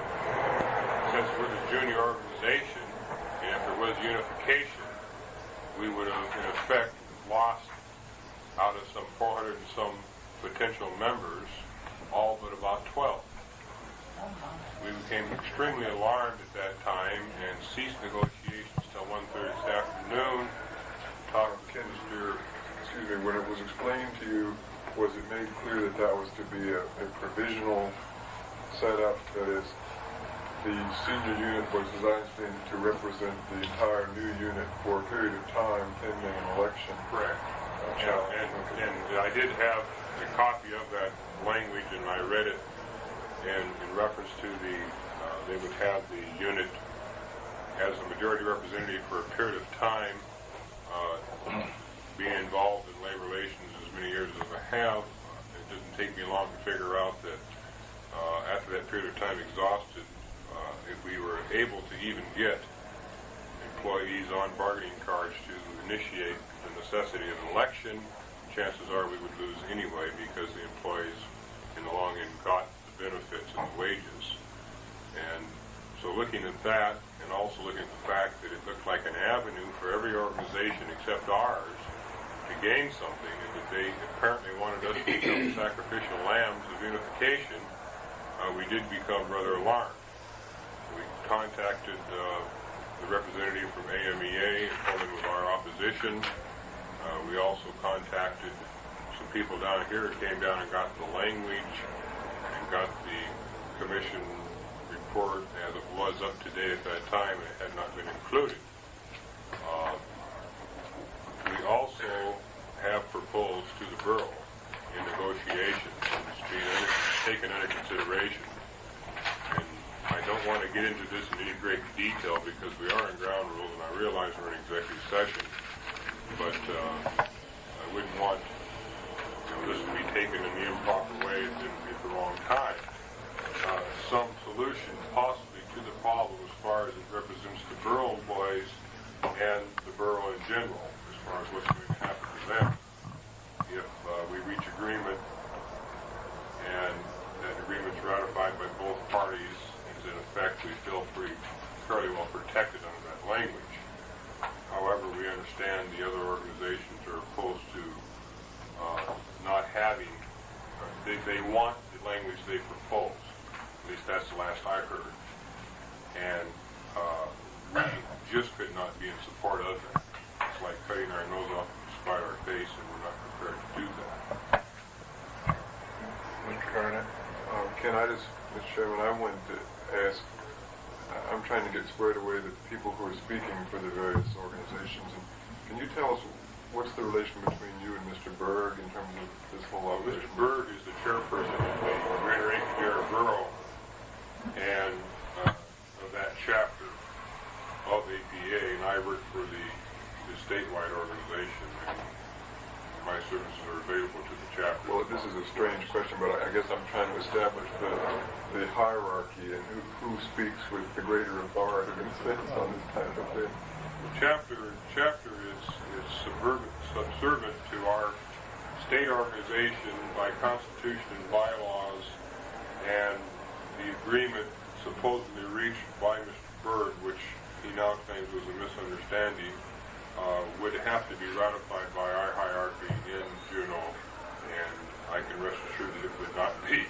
ratified. Mr. Joseph. Mr. Chairman, I'd like to summarize what happened today as I know it, and if Ken has anything to add, I wish you would.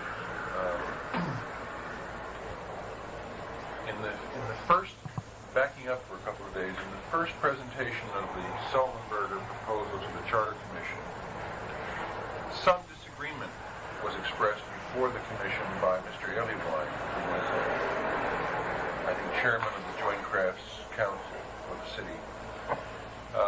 Later, we were told that Mr. Ellywine had misunderstood the proposal and had not been adequately briefed. And last night, we were told that all of labor, that is including your organization, were united in the Sullenberger proposal or some modification of it. But basically, in keeping with the idea that the charter should deal with this problem of union jurisdiction. With that in mind, the Charter Commission directed myself and Mr. Garnett to meet with the gentleman who appeared here last night and others. I understand they tried to get Mr. Berg to come to the breakfast meeting, and he was unable to do so.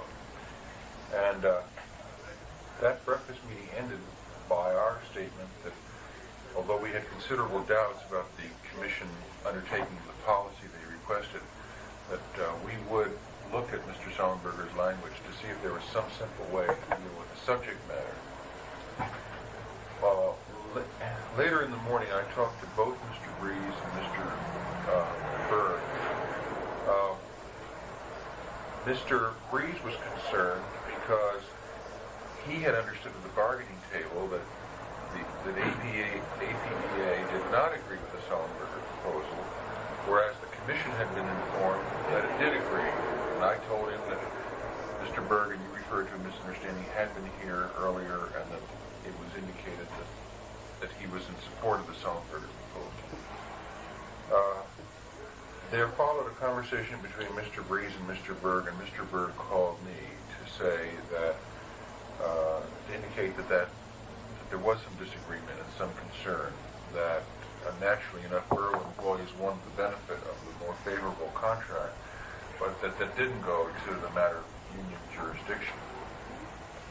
He asked me what the Charter Commission position would be if he were able to get from Mr. Breeze an agreement that the government would renegotiate any agreement, any collective bargaining agreement, in order to cure inequities in the event of unification. I think that's what you referred to earlier. And I said that, as I understood the charter, we are making the new government a successor to all the obligations of the former governments. And if the borough negotiated that kind of clause under the charter, it would obligate the new government to abide by it. That is to say, if in the same classification, the same organization, there were, we use the term invidious discriminations, that the bargaining agreement would be thrown open to close those gaps for the purpose of closing those gaps. Mr. Breeze called me to say if he agreed to that language, would he also be subjected to the Sullenberger language. And I said, frankly, I thought not. Based on that, I understand that at least he for the borough, subject to the Assembly's approval, and Mr. Berg for the unit, have agreed to the language which I have before me.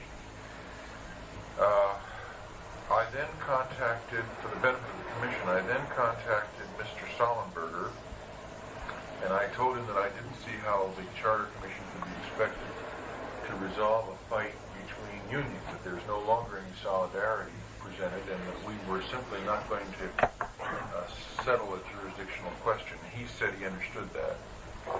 I also reported the events to Mr. Carlson. I think he understands. I talked. This is Mr. Dwayne of the Yes. Tri-Trades. Of the State Federation of Labor. I then talked later with Mr. Mr. Calvin of the Tri-Trades, and he said that given this situation, the Tri-Trades he didn't think could support the charter. And I said, why? And he said, well, because from our point of view, by giving the borough employees the benefit of opening up agreements to close discrimination, you are giving them a free ride for gains made by city workers, in one case through a strike, and through their dues and through their militancy and so forth, and that this was just not equitable. I'm reporting this because I think the questions of equity in that light are very difficult. He understands that we did the best we could, and he understands, I think, why the commission might not want to go any further than that. And I'm not criticizing him, but if he wants to take the position that the charter should not be supported because it has been too generous to borough employees by honoring the borough's own negotiations, I think that's a position he'll have to take. But I certainly don't. I'm not troubled by what we're doing.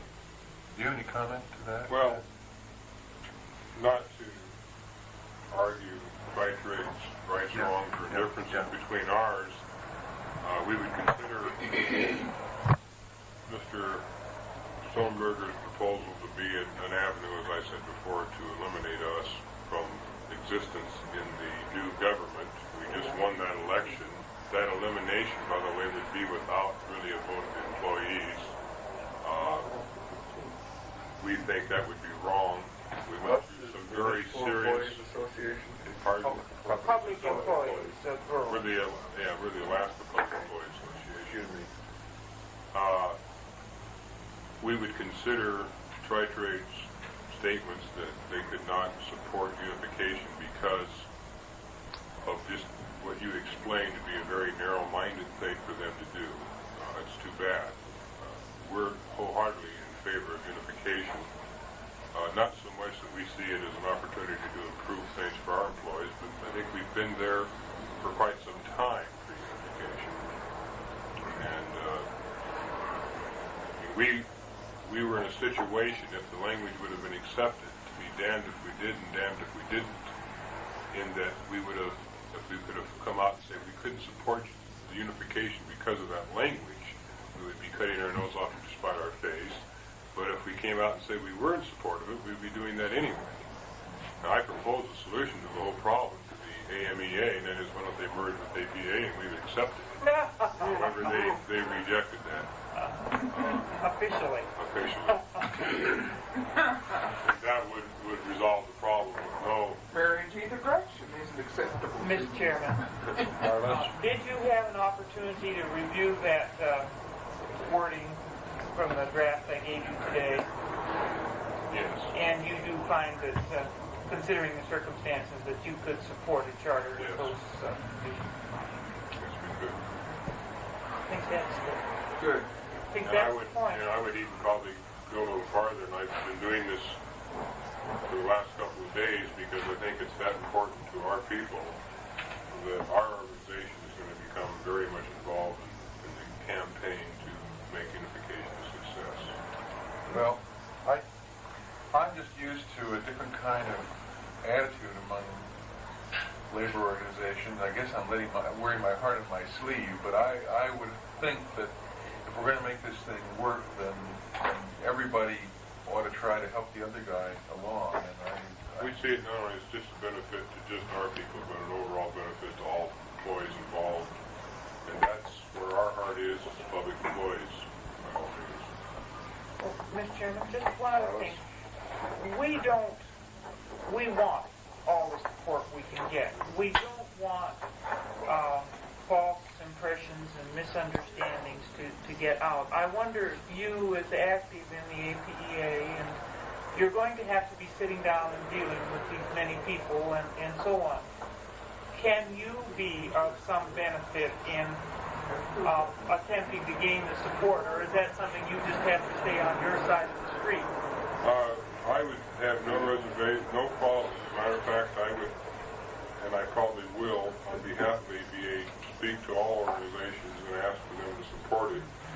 But I think you have to realize there are political problems involved. I don't mean political candidates, but I mean political philosophies between the organizations.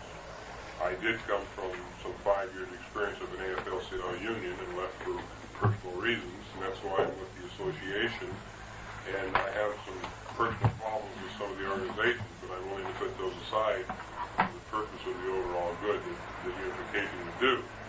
And I will, on behalf of APA, be in contact with those organizations in a very official manner and attempt to gain their support for the unification.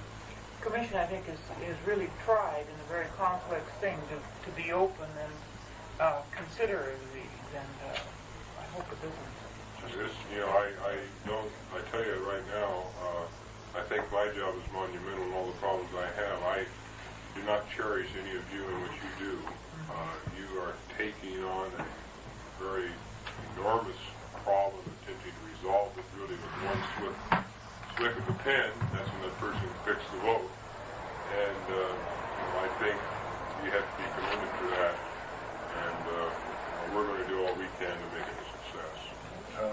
maybe just for the sake of our record, the language that was read to me over the phone is this language, and I think we ought to be clear. Is this language that is being negotiated, and this is an executive session, if unification occurs between the Greater Anchorage Area Borough and the City of Anchorage during the term of this agreement, both the Greater Anchorage Area Borough and the Alaska Public Employees Association, GAAP chapter, agree to reopen negotiations for the purpose of resolving inequities as regards wages, benefits, and other working conditions, similar classifications existing within two or more bargaining units of the successor government. Is that essentially the language? That's essentially the language that has been proposed, that has been tentatively agreed on both sides, subject to the ratification of the assembly persons and subject to the ratification of our membership.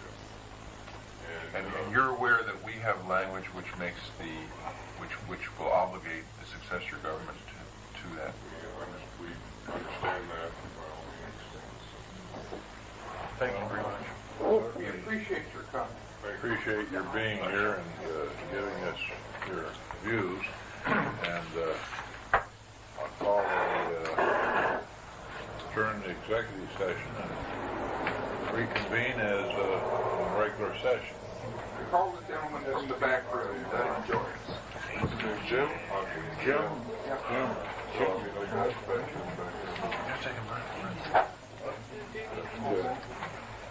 We just want to let them know we're open. What's that section number that we're... Let me check it. What are you putting this strong language in a transition?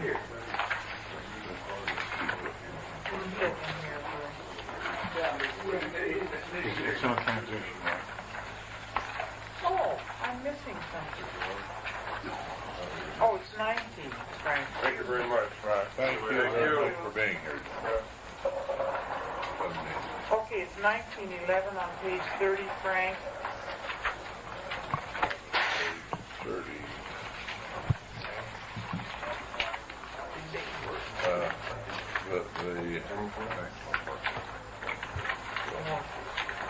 Really? Have a busy day? Besides? Yes. It's incredible. You said page 30? Mr. Chairman, were you referring to the section that we have on existing rights and liabilities? Yeah. Okay, that's 1908. No, I'm sorry. It's 1911 on page 30.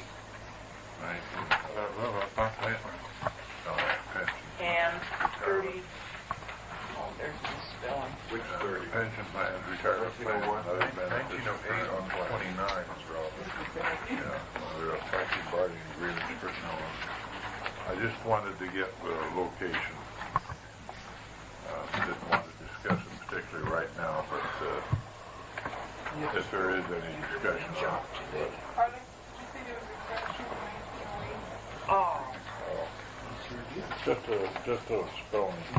just a typo on the top of 31 pension plan.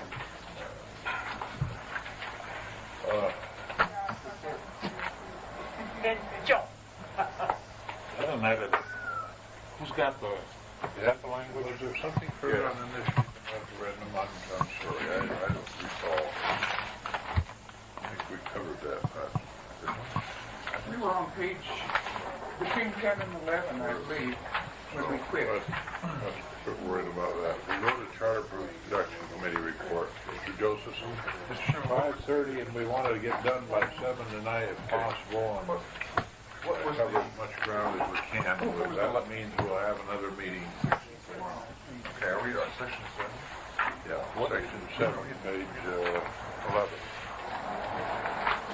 May I ask a question before we get too far? I caught one thing on page 3 too that I think was a typo. Page where? Page, very top of the page. Well, let's see. You have the revised copy now. Would you refer to the copy that we worked from yesterday? Okay, so we worked from yesterday at the top of page 3. First sentence, immunity from the creation of alteration. And I thought that was supposed to be or alteration. Oh, you are so right. Okay, I just want to make sure it was. Isn't she right? Yeah, it should have been or. I had it marked through with or above it too. Didn't you?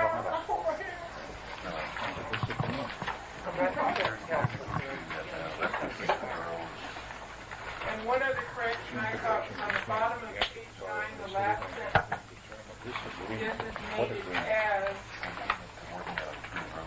CA. I'm sorry. Right, you're right, it is as. Page 9, the last sentence, designated as, not as. And you changed it in our new one. And you changed 3 in our new one? She changed 3 and also 1 on 9, and I'm sure they're correct. Okay. Let's proceed then to Article 7, Mr. Josephson. Thank you. Mr. Chairman, I move that Article 7 be adopted. Second.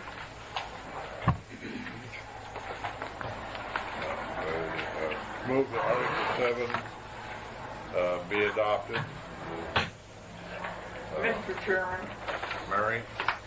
on line 12 or 13, I think we ought to include in there between by and ethics board, because we have given no method whereby the public can initiate anything. And at least as our ethics board is supposed to operate, any citizen can complain to the ethics board and cause an investigation of something that might not be cricket. And if the ethics board found something wrong, they should somehow in this proceeding be given standing to take action, to initiate action. Your proposal is that it would be to add between by and a majority an ethics board action initiated by an ethics board. Well, Mr. Chairman, Mary, shouldn't we somewhere call for possibly some such procedure? We've never called for establishing of an ethics board. Well, I'm wondering if we shouldn't. That's my question in here. if we refer to it in this manner, if we do, it would seem to me that the inference would be enough rather than going to all the detail of finding a place to establish an ethics board, because they're allowed to establish Any sort of board. boards and commissions, and if they don't establish it, that's their baby. But if they do, here's the power that it could have. It worries me that nowhere in this proceeding have we given any member of the public a method of initiating action directly. Well, Mr. Chairman, how does an ethics board, I understand that a member of the public can complain and go before the present ethics board. That ethics board is really limited, are they not, to investigatory matters, and then they report to the assembly for... The principle is, and it should not be, it should be able to initiate action if it finds a problem. You mean that they could remove an elected official? That they could start the proceedings. They could not remove it, but they could initiate the proceedings, the same as the assembly could. They say we find this person to be guilty, and I'll try this on. I would move to add a sentence after the first sentence. As follows. In addition, where, Joe? After the word member, in addition, comma, proceedings for removal may be initiated by any duly constituted ethics board under ordinances of the municipality. Would you say that again? In addition, proceedings for removal may be initiated by any duly constituted ethics board under ordinances of the municipality. That sounds good, Joe. But somehow in here, don't we have to... Under ordinances of, or by ordinances, which? Well, under or pursuant to under ordinances of the municipality. In addition, proceedings for removal may be initiated by any duly constituted ethics board under ordinances of the municipality. But don't we somehow... Oh, the municipality. Is there a second for Mr. Josephson's motion? Yes. I'm wondering if we don't somehow have to be sure we're preserving in here any citizen's right to make a complaint if they have due cause to suspect, so that the ethics board has to take action. Is that the state of affairs under the existing ordinance? I think that right there is enough protection, Mary. That goes forward, and it seems that would certainly be one of the major rights. That gets into a legislative thing where we're not trusting our other body if we don't. Is there any further discussion regarding the amendment? Question. This improves it a whole lot. Question has been called. All those in favor? Aye. Those opposed? Hearing no opposition, it's unanimous. Mr. Chairman, two little nitpickings. Is 12 is proceedings not shooting? Okay. And down in line 22, comma after school board. Mr. Chairman, Mary? I would like to add on line 19, or school board, as the case may be, on the basis of facts found. In other words, they would have, if the facts were proved in the judicial review, the Assembly's action, or the school board's action, would have to be on the basis of the facts found, and not on arbitrary basis. Mary, what have we said up above? I don't understand. Don't you read that in context? Well, Notice it's overcharged. I don't believe that that is more than an assumption unless we do add a phrase.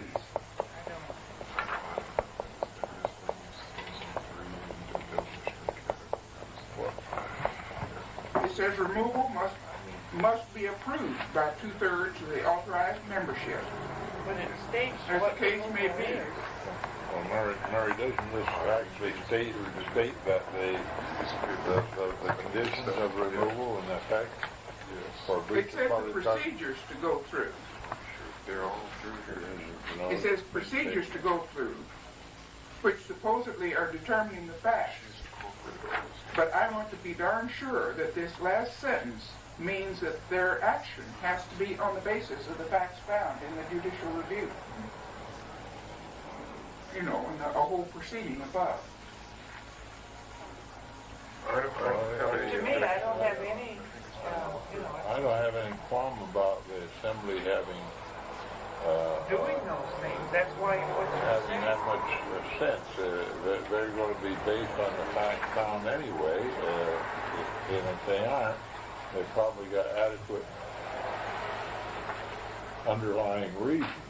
I mean, if somebody... Whether they're adequate or not, they wouldn't say. Mr. Chairman, Rick, when you wrote down this casual phrase, as the case may be, what did you have in mind? Well, I had in mind designating the assembly or the school board, depending on whether it was an assemblyman or a school board member who was being removed. That only refers to whether it's assemblyman or school board member. Not on the case issue, per se. In other words, each legislative body would be the final judge of its membership. Right. You know, I don't know, Joe, it seems to me that the concept of removing a person from office would include, by its nature, the idea of cause, a reasonable cause. And if it were arbitrary, if an arbitrary removal were attempted, I think it would be a violation of basic due process type ideas. If you're sure that that would apply, I will not try to add wording. Well, Mr. Chairman, strengthening Joseph, it must be for breach of the public trust. Yeah. Sure. It can't be because someone doesn't like the... Cover your jib. Well, I wasn't so much fearful that they... fearful that they would unduly remove, but I would be more fearful that they would leave them in spite of cause. Is there any further discussion? Because they were part of the body. Call for the question on item 7. I'm not scared of the other side. I'm scared that they might even leave them in, even though there were calls. Did you drop them in? No, I have not. Oh, I didn't hear a second. I did. I'm sorry. Oh, excuse me. No, there certainly isn't. I shove ashtrays to the far end of the table, Jane. There is no motion except the main motion. There is a motion. Apparently they did make a motion. I didn't Did make a motion I love you, but... on the basis of facts found. All right. Question. Who moved and who seconded? Mary and me. Mary and Jim. Mary and Jim. Who's the smoker? I'm going to. On the basis of the facts found, addition to the end of that paragraph, 701. I'm not at all scared that they'll remove him without cause. I'm scared that they might not remove him even if there is. Let's go to vote. All those in favor? Aye. Aye. No. Okay. Well, then try to call roll. Is this on the amendment? Read the motion. Okay. In the last sentence of 701, removal must be approved by 2/3 of the authorized membership of the assembly or school board, as the case may be, on the basis of the facts found, would be added.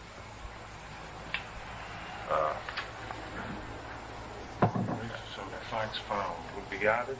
Yeah. Angry? Yes. Shy? No. Crony? Yes. Josephson? No. Parker? Parker! Where's Lisa? She's been out for a couple minutes. Well, she won't know what the issue is anyway. Parsons? No. Reed? No. Chef Sergilewski? No. And motion failed. 1, 2, 3, 4, Only because I think 5. 5 to 2. I hope it is. I hope it is.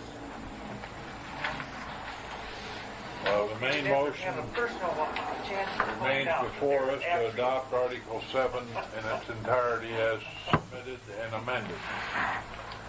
Question. Questions? Questions called. You wish to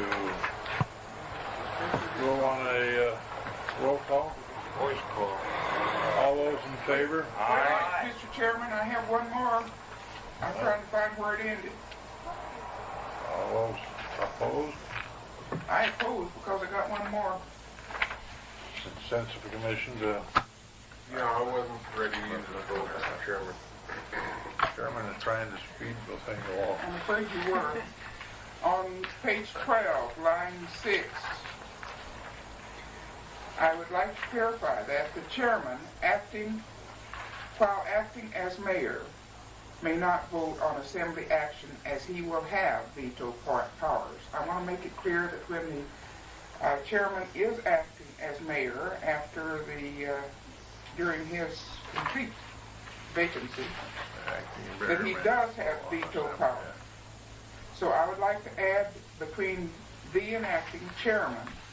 Let's see, say again. Let me read the whole sentence again. The chairman, while acting as mayor, may not vote on assembly action, comma, as he will have veto power. I don't know. I'm on page 12, on line 6 and 7. Right. Or 7 and 8, I guess it is, on line Between 6, what, 7, Mary? 8. Where are you? All right. It says the acting mayor may not vote on assembly action. And you're I want to proposing add a substitution. to substitute the chairman, while acting as mayor, may Just not. slow down a bit. All right, the chairman, while acting as mayor,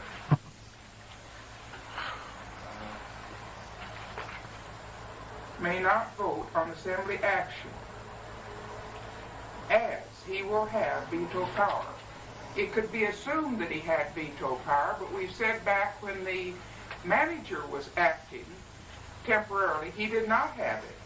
And they might try to transpose it over here that the chairman, while acting as mayor, might not do. Mr. Josephson?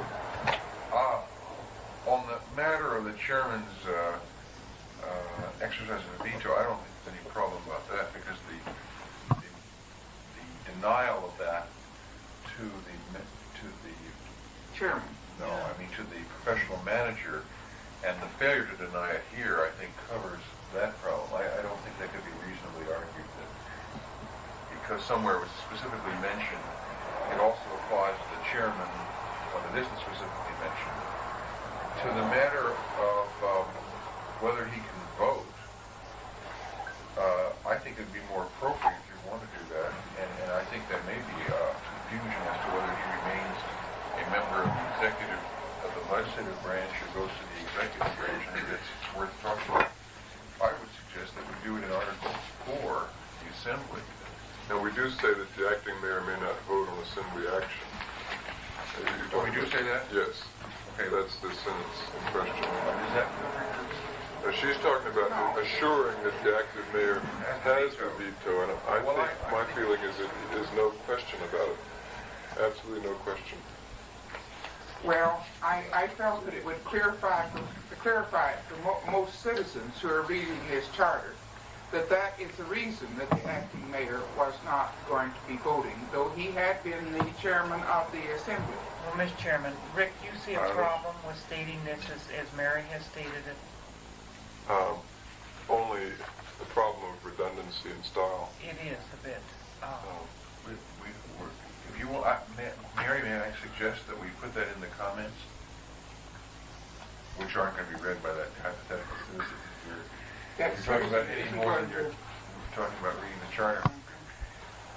But I think it's stylistically better there than in the body. All right. We go back to the... You withdraw your motion? I understand that a lawyer understands it. The notion. I understood why, but I don't think most citizens will. Okay, well, Mary, let me...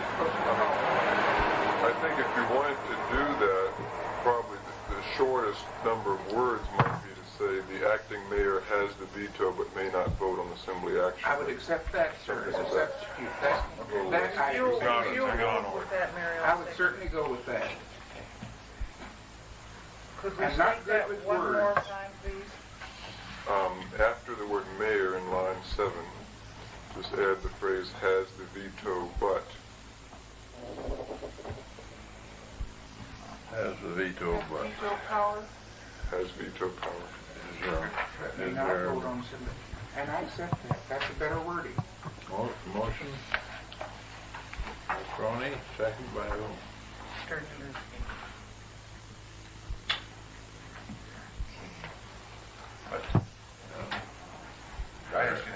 Any discussion? No objection.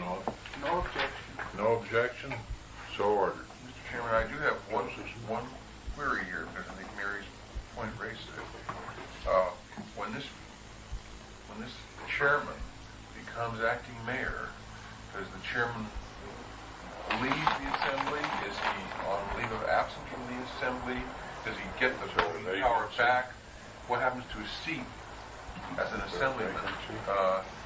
Is that a penalty of being chairman that you know, like, that you've got to become the acting mayor and move into the mansion, or you stay in the, I don't know. I see. My assumption, and maybe it should be spelled out, is that he would automatically go back onto the assembly once the vacancy was filled. And I think that's his district suffered because he's Right on. Article 8? Thank you for the consideration of going back. Mr. Parsons has made the motion. My second Parsons. Is there any discussion on, I make a motion that we approve it, sir. it's been moved and seconded already, Mary. I mean the question. All those in favor? Aye. Those opposed? So ordered. Chairman, I move that we approve Article 9. Second. Mr. Chairman, I wonder if we could have some comment on possibly Norm Levesque's comment regarding the,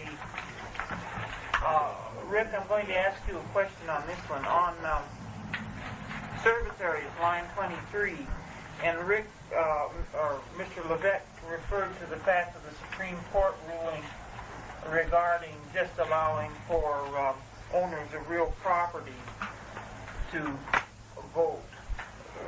Do you see any constitutional question there? Or legal question?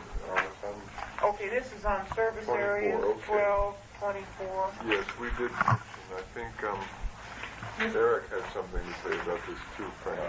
Yeah, Eric mentioned this and said he didn't think the law was, Eric Wolford that is, he didn't think that this would prevail because of the same idea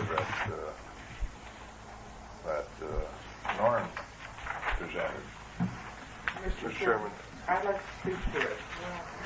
I think that we need a modifying statement in there because all this is intended to take care of is a subdivision where the owner does not presently live, where he's trying to get financing, and he has to guarantee that through FHA that he has services to be provided for that area, and that's the only way he can get it. I have added, for your information, I put in this, I've talked a few minutes with Eric, but not with his essential understanding of what I'd done. I didn't talk to him about that.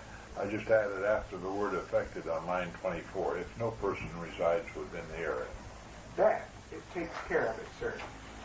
I think that's what it was meant to do. I'd suggest putting it after or instead of after affected, possibly. Or if what was your if no person resides within the area.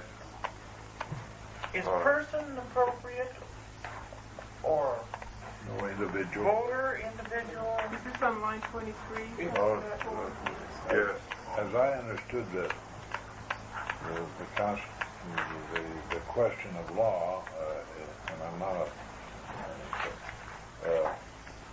the thing was that nobody, the Supreme Court said that you couldn't base something on property rights. But if there's no person Would it not be a voter, though? We refer here to voter. It's no voter, because it might be a below the age of voting. Yeah. If no voter resides within the area. Qualified voter? No qualified voter. If the person is living out of state, they would not probably be a qualified voter.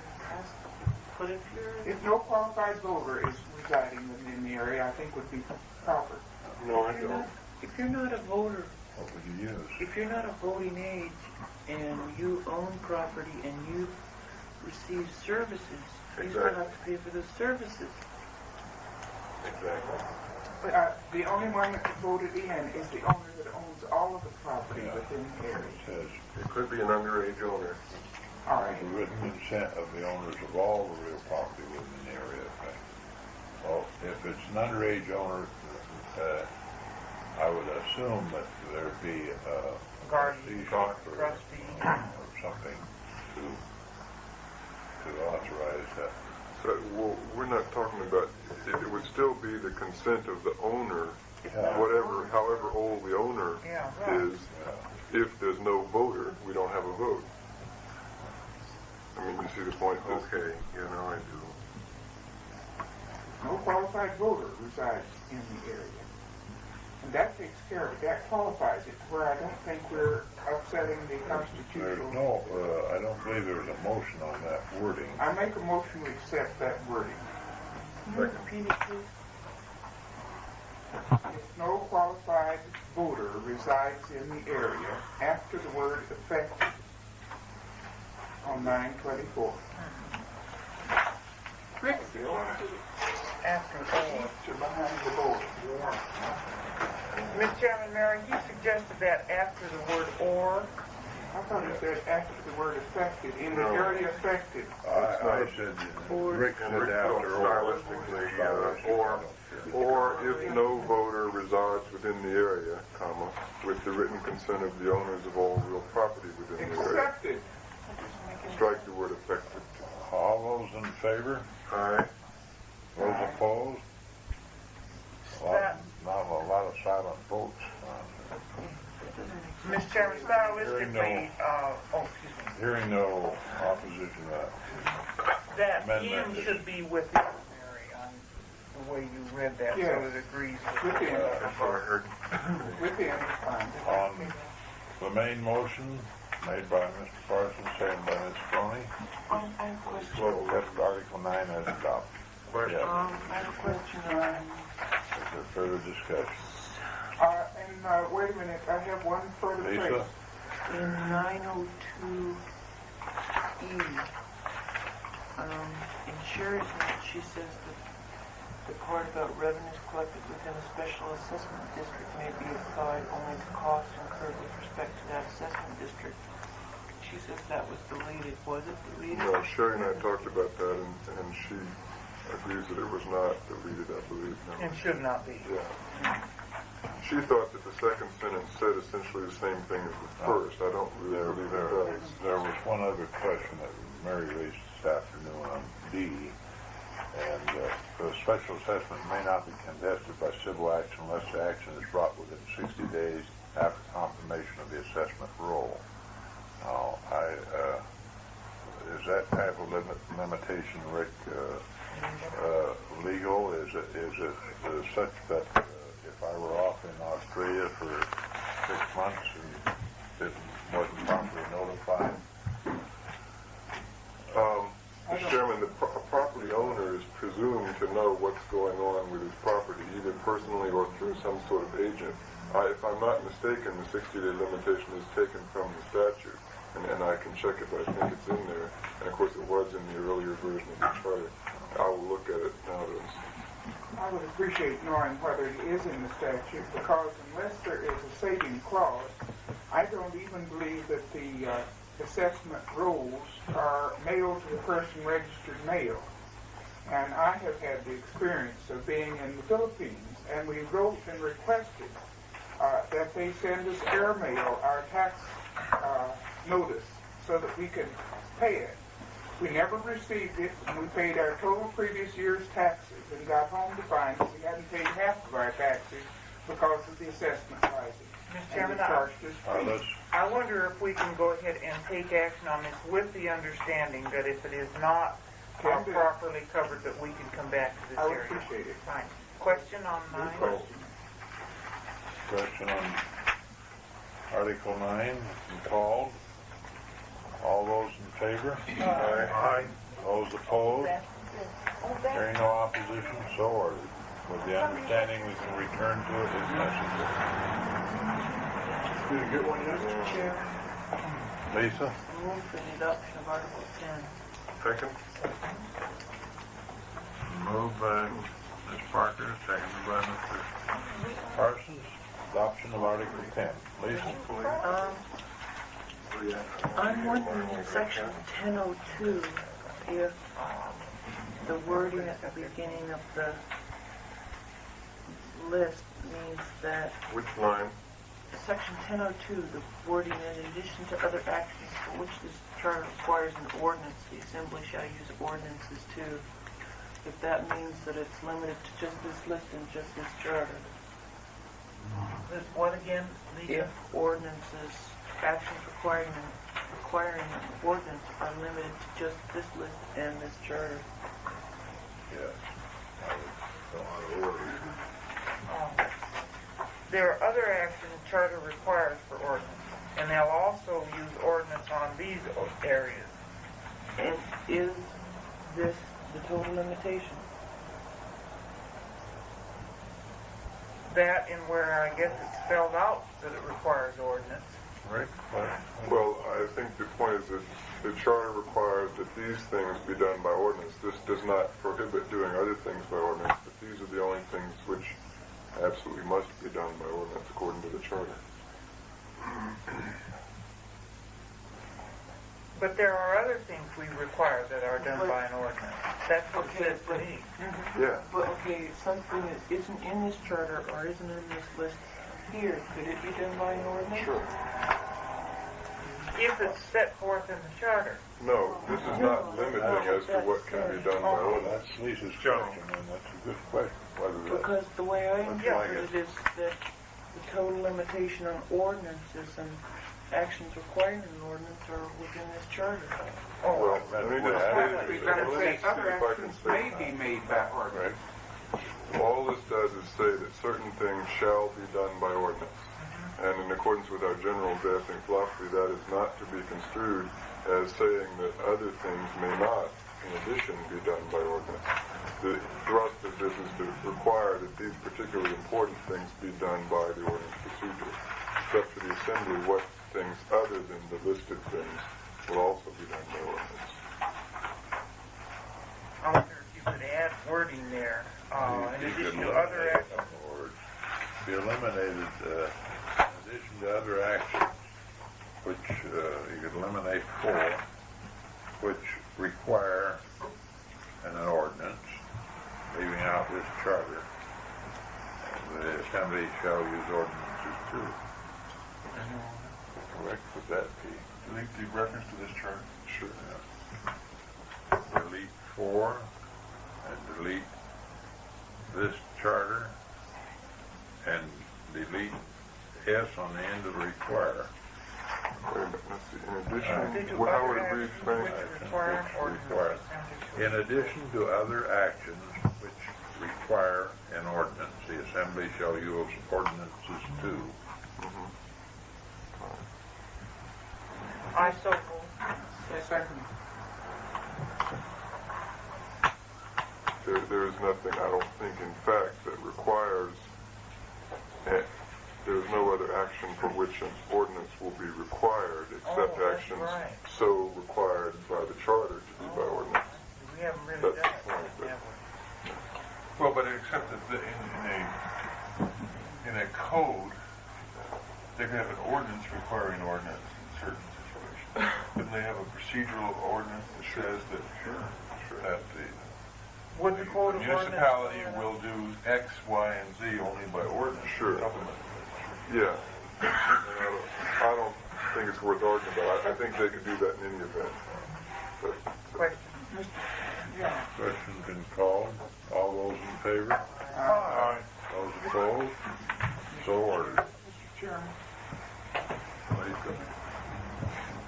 Mr. Chairman, in section 1002, number 7, I'd like to move to amend to have it read, adopt or amend zoning or similar land use control measures. Adopt or amend. That would be, add the words or amend. the statute says 30 days. 30 days. Yeah. We give them 30 more days. Is there a second? I do. Ronnie? Question? Question is called. All those in favor? Aye. Those opposed? So ordered. Okay, Lisa, again, that was adopt. Or amend. Mr. Chairman, just for maybe some feeling on the part of the commission, item 1001B, an ordinance may be introduced by an assemblyman in a regular or special meeting of the assembly. And we had a lot of debate on this, Mary, I realize. Presently, it takes, anybody can introduce an ordinance, but it takes 6 affirmative votes of the assembly to set it for public hearing. And the wording that we have here allows any assembly person to introduce an ordinance and, as I understand it, to set it for public hearing. And I think you've got that moved it off on us. May I speak? well, if I am not reading it appropriately, I would like to know that, because I think that is a real concern if that is the intent. What wording are you? Well, an ordinance may be introduced by an assemblyman at a regular or special meeting of the assembly. Well, that only one person can set the whole process for public hearing. You get all kinds of, I think there should be some indication that there's more support than just, say, one assembly person. This you read the first sentence and to say that only one assemblyman is needed to introduce. Right. So what you would... Well, I don't know. I'd like to hear Mary comment on it. At present, any assemblyman can ask for introduction. Right. But if somebody objects to it being put to public hearing, 6 assemblymen can prevent it from being put to public hearing, which in effect does not allow it to have a chance to be heard. And it only takes 6 assemblymen to approve of it. And if they have not heard the grounds on which the ordinance was introduced, for 6 people to object to its being heard, does put the ordinance at a very terrible disadvantage. In other words, it has to have been explained so well to the assemblyman. Yeah, Mr. Chairman, I think that there's really concern about the relative authority of the executive and legislative. One way to make the legislative branch more effective is to really let it introduce ideas and have an airing of those ideas. I'm not saying 1 is the right number. Have a stifle effect and have to go to 5 of your colleagues even to get a hearing on an idea, I think really minimizes the assembly's authority. So, This last spring, when we were badly in need of a well ordinance, we had to wait for weeks to get 6 assemblymen, all of which knew that they wanted that ordinance to be present to even set it for public hearing. One just bothers me because there can be very many. Mr. Chairman, assuming that the commission wants to talk about a number, I suppose after the word introduction, one could say, following introduction, upon approval of blank members of the assembly, the clerk shall publish a notice, blah, blah, blah. 1, 2, 3. Well, that would suit me so long as it was a small number, say 3. Would you? I would go along with 3. Why are you afraid that one person introducing an ordinance isn't good? No, it's fine that they introduce it. It's except the way we have it, where you go down then to line 9 and 10, that it immediately sets the whole process for public hearing. And you can get all sorts of things, and I think we sometimes see that abused in the legislature, that my area is interested in this, so we take up a great deal of the public time on something there's no hope of, say, they're getting 6 votes to pass that. And yet I agree that we shouldn't bar them from having good ideas, but there should be some number that... Yeah, but the point is that today's flaky idea is tomorrow's, I mean, that's, well, strike that. All right, where would we be? I would move to add the language suggested by council with the number 3. Following introduction and upon approval by 3 members. Following introduction and upon approval by 3 members. Assembly members. By 3 assembly.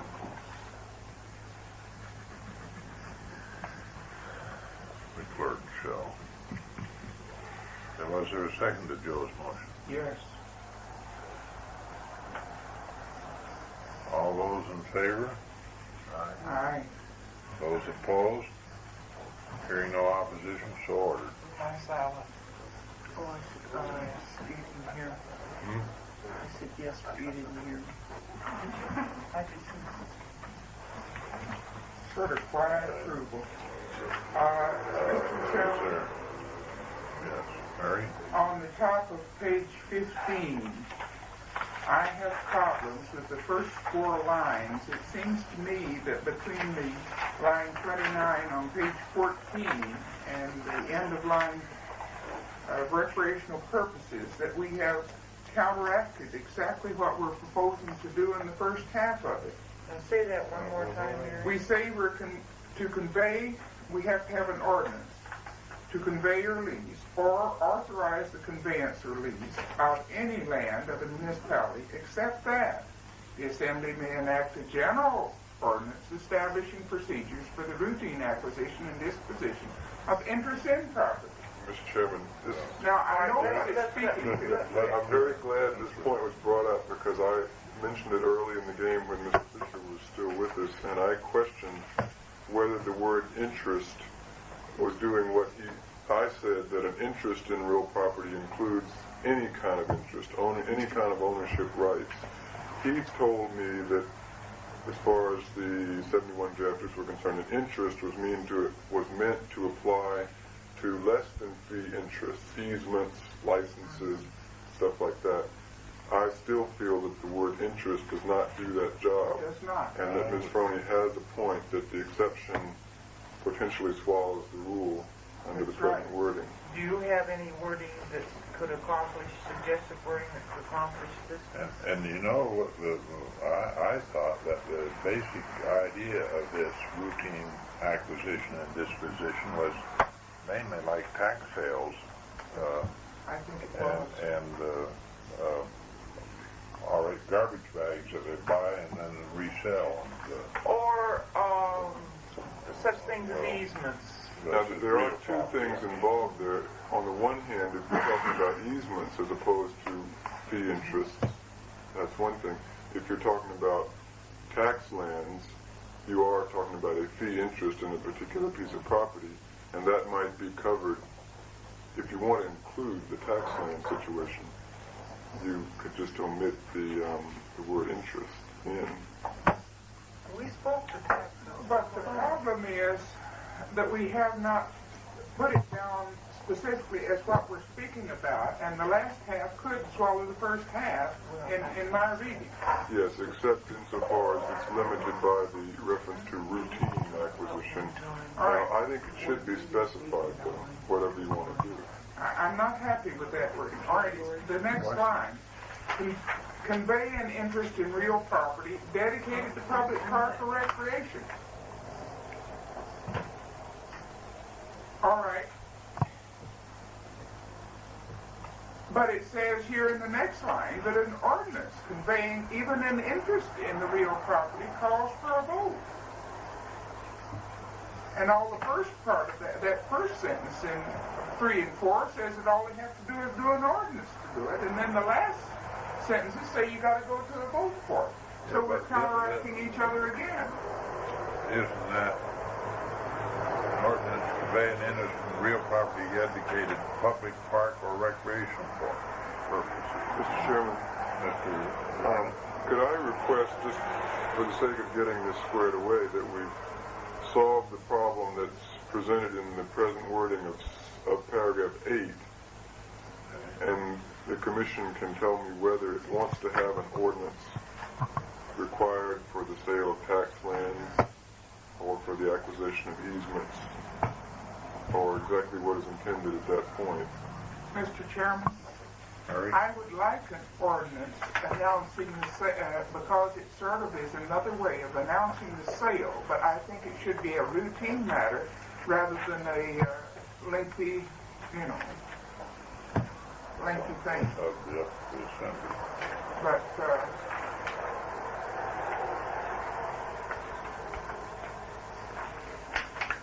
Boy, that really doesn't seem like routine acquisition disposition.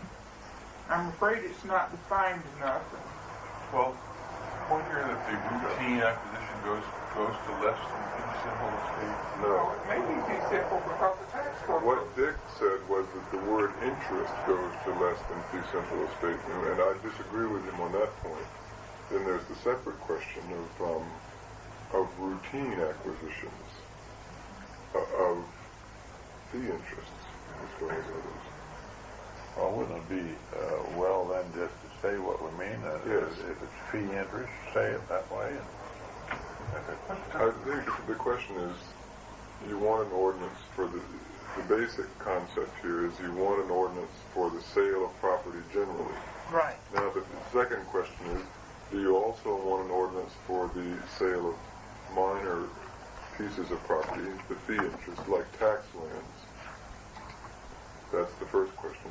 Second question is, do you want to have an exception, in a sense, to the ordinance requirement for the acquisition of easements and other interests less than a fee interest? If I can get the yeses or What's no's, so then I far? can Well, I write mean, it. I can't answer that until I know what is so onerous about having let's suppose that you have an ordinance for the sale of lot X, lot Y in the Garnett subdivision. What's so onerous about that? I really think you should have an ordinance even for the taking of easements. Easements can be absolutely vital. For instance, we've had one recently that had to do with access to the Sand Lake area. So I think that we should have. In which case... And ordinances for tax sale, because that's public notice, don't you feel? I think so too. Then I think what you would do is strike everything following the word... Get good offerings. I think it's desirable to have the publishing of an ordinance to sell land of any kind. I'm not sure that I want any sort Do we wish to be to... considered so routine that they can do it behind Chairman, closed I doors. would move to direct council to prepare its wording that will carry the intent of the commission to require an ordinance for disposition of either full or partial. Mr. Chairman? Mr. Garnett. Could I suggest on that, let me try for size, inserting the words interest in before the word lands on line 30 of page 14. And putting a period after the word municipality and striking everything else in the paragraph.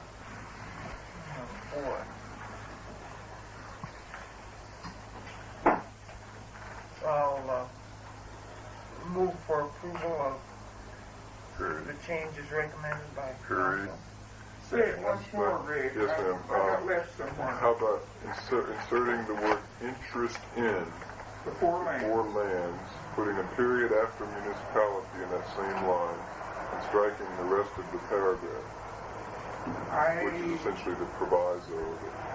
I like that. I sure do. All right, moved by Harlan, second by Ronnie. Is there any further discussion regarding this? No. All those favor? Aye. Those opposed? All right, now the next part Hearing no opposition, so ordered. is at section 9, and it's the first sentence of it. It looks to me like from there on down conveys what we intended, and I think we should delete that first sentence. The first sentence is just part of the laundry list, Ms. Chairman, indicating that we have to have an ordinance for this type of land also. Well, but that part of But it that's is all. also the first time. That's We've right. already taken care of that in 8, haven't we? Yeah. In fact, I suppose that the second sentence of 9 and everything else except the first sentence in 9 could just be tacked on to 8. It really would make sense then, wouldn't it? I think so. I think we could just eliminate that 9 section and that one sentence, and I think we'd be sailing. Why don't you move to... I move we do it. Eliminate what? Eliminate 9, and convey an interest in real property dedicated to public park or recreational purposes. Second, you're caught with the spirit of moving ahead. Put this to 1, just merge these two. Eliminate. You've heard the motion. Is there any further discussion? Questions called. All those in favor? Aye. Those opposed? It's So ordered. There is no opposition. Mr. Chairman, Yes. could I ask Rick to take a look at 1003 lines 18 or 19? It seems like that, I think it was the wording there that, or... 1003, 918. An emergency Yes, ordinance. unless sooner repealed by resolution somehow. Yeah, I don't understand that. Either. Because I'd strike by resolution and put a period after repeal. Unless sooner repealed? It's effective for 60 days unless it is sooner repealed. Well, wait a minute. That sooner repealed. No. There may be a reason for that. For example, you may have an emergency ordinance, giving the government extraordinary powers, because of an earthquake or flood or air raid or something like that. And at a certain point, the emergency's over with. And if you have to go by ordinance, then you have to keep everything going and for that run of the cycle, even though the emergency's gone. So, I think it was the wording that the sooner repealed by resolution, but maybe that's fine. The mayor may veto an emergency ordinance. I understand what you're saying. I think the intent here is to get rid of emergency ordinances as soon as the emergency is over with. You don't I see nothing wrong with that, Alice. And you'd leave it by resolution in there? Yes, I would, because the resolution doesn't require public notice and so on. It can be done immediately. It is an ordinance, though, by the way. That's fine, it's sooner repealed. The same as an ordinance. Its effect is, but it is of a temporary nature and quickly done. But it doesn't have continuing effect. Call for the question.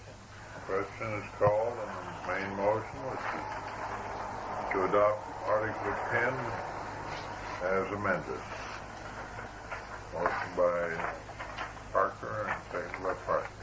All those in favor? Aye. Those opposed? No opposition, so ordered. Chairman, I move that we approve Article 11. Second. Chairman, Mr. Josephson? I believe an amendment's in order if we haven't done so. Did we strike the word district and insert precinct on line 24? Line 24. And line, The 3 words, assembly election district. I'll second that, Mr. Joseph. Ms. Parker? Mr. Joseph, include this motion, striking the word general in line 7 and then inserting regular. yes. Also, the substitution of 3 for 2, I believe, in line 717. I wonder if we get all these straight. Everybody's adding something. Starting at 7. I've got, All right, line 7, strike general, insert regular. who seconded Joe's motion? I did. Line 17, strike 2, insert 3. Line 12 has a general emergency. Line 12, strike general, insert regular. Line 25. Line 25, strike district, insert precinct. Assembly. Assembly election district, put in precinct. And Mr. Joe, also in the title, regular. Oh,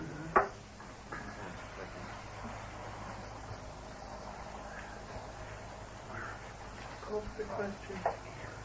Questions called. One question, Mr. Chairman. The fact that we say the Assembly by ordinance shall establish procedures for special elections, even though we have nothing that really authorizes them otherwise, is adequate. I would think so. Let's see. Where are we? I guess. I think so, Joe. That presupposes their existence or the potential happening. Okay. Question been called. All those in favor? Aye. Aye. Those opposed? Hearing no opposition, so ordered. Chairman, I move on Article number 12 for approval. Second. Questions? Second by Parker. Article 12. Is there any discussion? Mr. Chairman? No, there isn't any. Are you sure? I see no problem. 12, sir, let's vote. There's no further discussion. All those in favor? Aye. Those opposed? Hearing none? Unanimous. Chairman, I move for approval of Article 13. Second. Boy, Jim, you're working hard. You might get a goldfish. Who seconded that one? Parker? Oh. Me, sir. Both of them did. Is there any discussion on the Article 1301? Mr. Chairman, move to amend in 1302. Oh, just the whole 13 section we're in, aren't we? Yeah. Okay, in line 1920, to strike after planning, strike the and the zoning.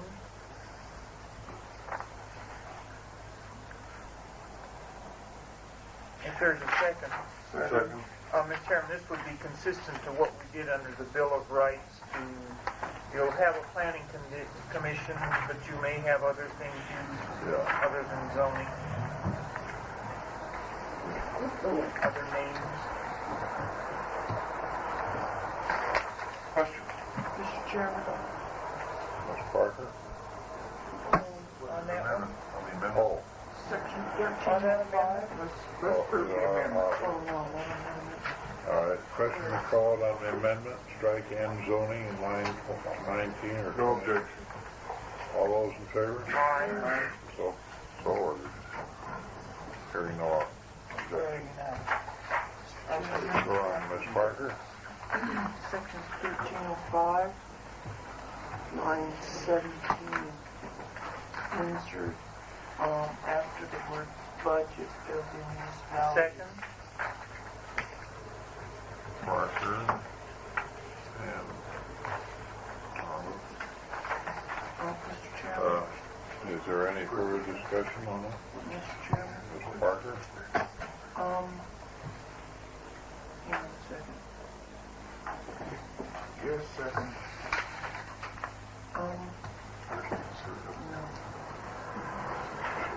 Any further discussion regarding the amendment? All those in favor? Aye. Aye. So ordered. Opposed? Lisa? Mr. Chairman, I would move that we direct the attorney to draw language to define the word categories.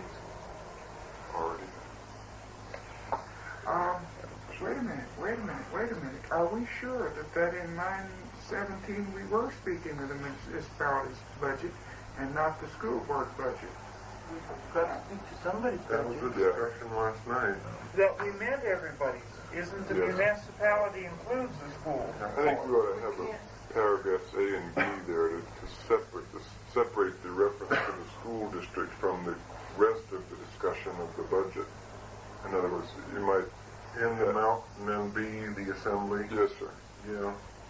Without objection, Mr. Chairman, I think we should instruct the attorney to that. Well, would it be more natural to have the school district reference in a separate subparagraph rather than I'm pretty sure that that whole business is school and not municipality. But you mean you don't appropriate the necessary funds for your... Wait a minute. Yeah, we do. Ms. Parker? But then this would mean that the assembly would be appropriating the items, the monies for the school district at the beginning of June. That's right. That's when But don't you want to appropriate those monies when you approve your whole budget? No, because that would be in December when we approve of the municipality's budget. And we're only really appropriating the school budget at the time the school budget is approved of. Isn't the school district budget a part of the municipality's No, budget? sir. It's a separate budget. Well, it is, but it comes to the municipality, and it becomes a part of the municipality's Isn't budget it a part of because that it's total got to be. money the municipality spends? Yes, it does. But it is not considered along with the municipality budgets. They're considered at separate times. The municipality's budget is considered in November and December. And the school budget is considered in April and May. And this whole section of 1305 is speaking to how the school budget is to be How do taken you care set of. a mill levy? You set your mill levy in June, even though the municipality's budget year ends in December. Because the state law requires that that's when the tax levy shall be set. That's right. That's right. That you set your mill levy in June regardless of your fiscal year because it's mandated in state law. Yeah, that's your levy. That's not approving of your budget. Right. Well, you've approved of the other portion of the budget, your municipality portion of the budget in December. You've approved of it in December. How do you know you're going to have enough money to go around when your other budget comes in? Because you haven't set your mill levy yet. But you made all the appropriations, and you've approved them. You've approved of the appropriations and so forth, yes. But you're setting your mill levy to require it. That's not referred to of the municipality. It does not refer to other municipalities. We're speaking of the school district still, in line 16 and 17. So shouldn't it be budget instead of budget? We've already approved the municipal budget in December. And right now we're talking about prior to the 21 days prior to the end of the... The assembly has to act on the municipality budget, though. We're not talking about it in this paragraph, ma'am. What? Are we talking about it anywhere then? Then we don't I think we are talking about the assembly's budget. At least it may be wrong to be talking about it, but I think that's what we're doing. Yeah. All right, then we better separate out the wheat from the chaff, because this is confusing. Okay, if we separated it out, what have we got? If we have two, we would have that first line, and that definitely doesn't apply. The assembly may increase or decrease any appropriated item. That does not include... That's in the municipality's budget. Well, to me, I look at the municipality as the whole thing, but that...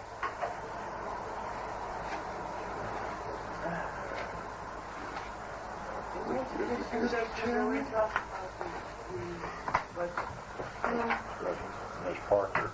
What type of difficulties would there be in having two budget hearings and preparing two See, separate on budgets? 605, They do.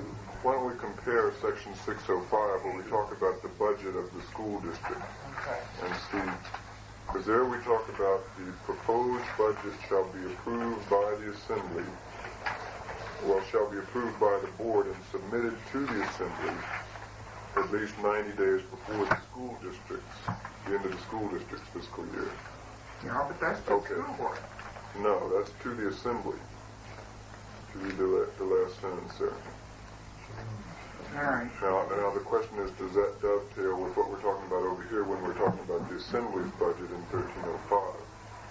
All right, if we're talking about the Assembly's budget, then we better get that sentence in there in relation to the school district budget out of the middle of it. Okay, if that were taken out, does the rest of it make sense? Could we handle it that way? Yeah, I think we should, because state law says you can't mess with the school district's budget anyway, except on a lump sum basis, and it's causing a lot of confusion, obviously. Well, how about if we take that line on the school district's budget and put it at the end of 1605, or 605? It says the proposed budget shall be approved and submitted to the Assembly. Yeah, but we have to show the Assembly. This is Assembly action. I know, I'm just taking it out of the... See, the Assembly, is that Parker? Can't in 1305, can't we put it into 3 sections? The Assembly action on municipality budget, the Assembly action on the school board budget, and then if the Assembly fails to approve the budgets and make the necessary appropriations, et cetera, et cetera.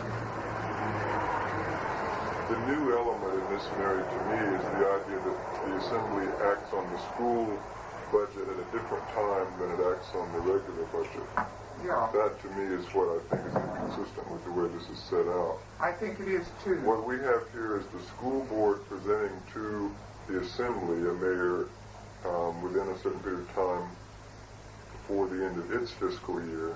Yeah. And then that gets incorporated in the overall plan that the mayor submits to the Assembly, which the Assembly would act upon as part of the overall municipal budget, as I understand it according to this scheme. All right, I think that we've made a mistake in this last without further Assembly action because, this is without further Assembly action in relation to the municipal budget if we're separating out the school budget. In other words, if the administration submits a budget and the Assembly refuses to take action on it of any manner, then it is the budget within a certain length of time. All right, are all sentences as we presently have them, with the leaving out the school district budget may be increased or decreased only as the total amount, consistent? I think the rest of that is consistent if we lift that sentence. All right, let's consider lifting that. Then what do we need to add in? We need to bring it back. Then if you brought back in considering the school district budget, the Assembly may increase it only as to total, or decrease it only as to total amount. Is that in the education? I think it's back in the education thing somewhere, isn't it, Rick? I don't believe so. No. I think this is the only reference to that prohibition. Well, it should be at the Assembly point, because that's where the increase or decrease is going to take place. Perhaps we should have a section between 1305 and 1306 that says Assembly action on school budget. And this 1305 might be Assembly action on municipal budget. I think Rick is coming with a... Well, I don't know. Not really an idea, Arliss, but I am really concerned. I thought when we went through all this before, we consulted with the school district finance people and the borough finance people, and it was clear that the whole budget, including the school board budget, was approved by the Assembly at a certain time, namely this 21 days before the end of the municipality's fiscal year. No, sir. Realizing that that was in advance. No, this is not true, sir. They did not agree to that. Okay, well, we It was before what they said was before the end of the school budget fiscal year, we approved of it according to state law. But we did approve of the municipality's budget before the end of the municipality's fiscal year. If you just move this sentence virtually down and added the words referring to the Assembly. The Assembly may increase or decrease the school budget only as to total amount. when action is taken on it. Don't even, really, I don't think you even have to say when action's taken, because that's obvious.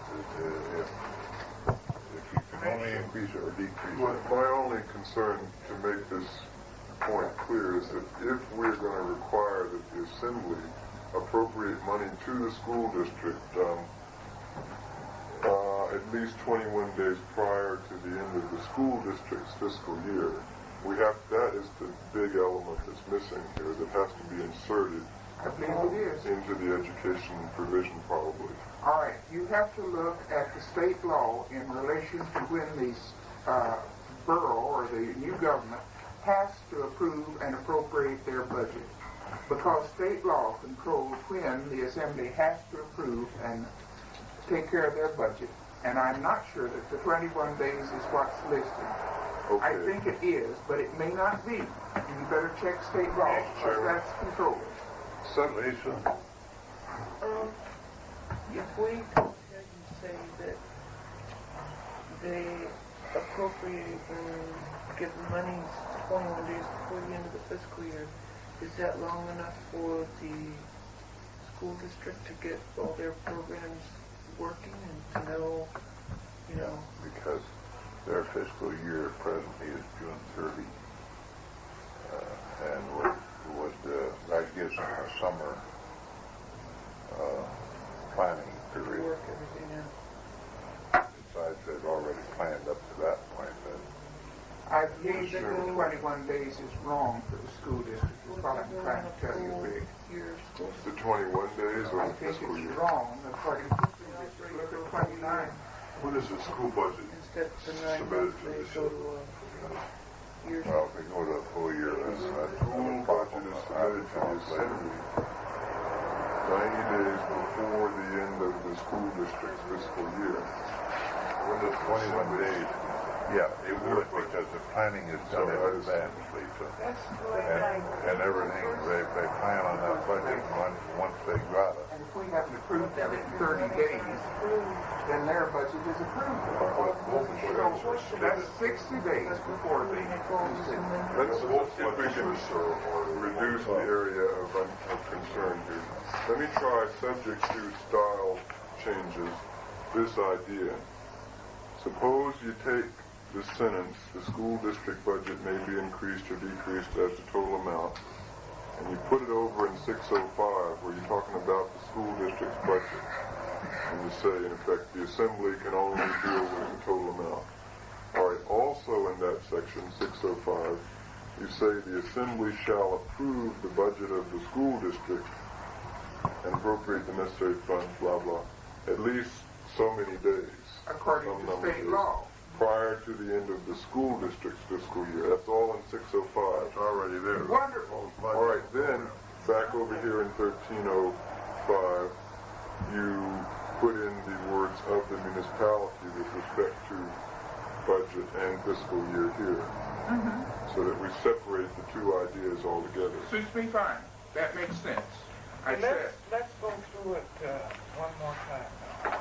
Okay, I'm really just trying to see this will work. We take the sentence in line 15 of section 1305, the school district budget, etc., and we put that in line 29 of 605, After district.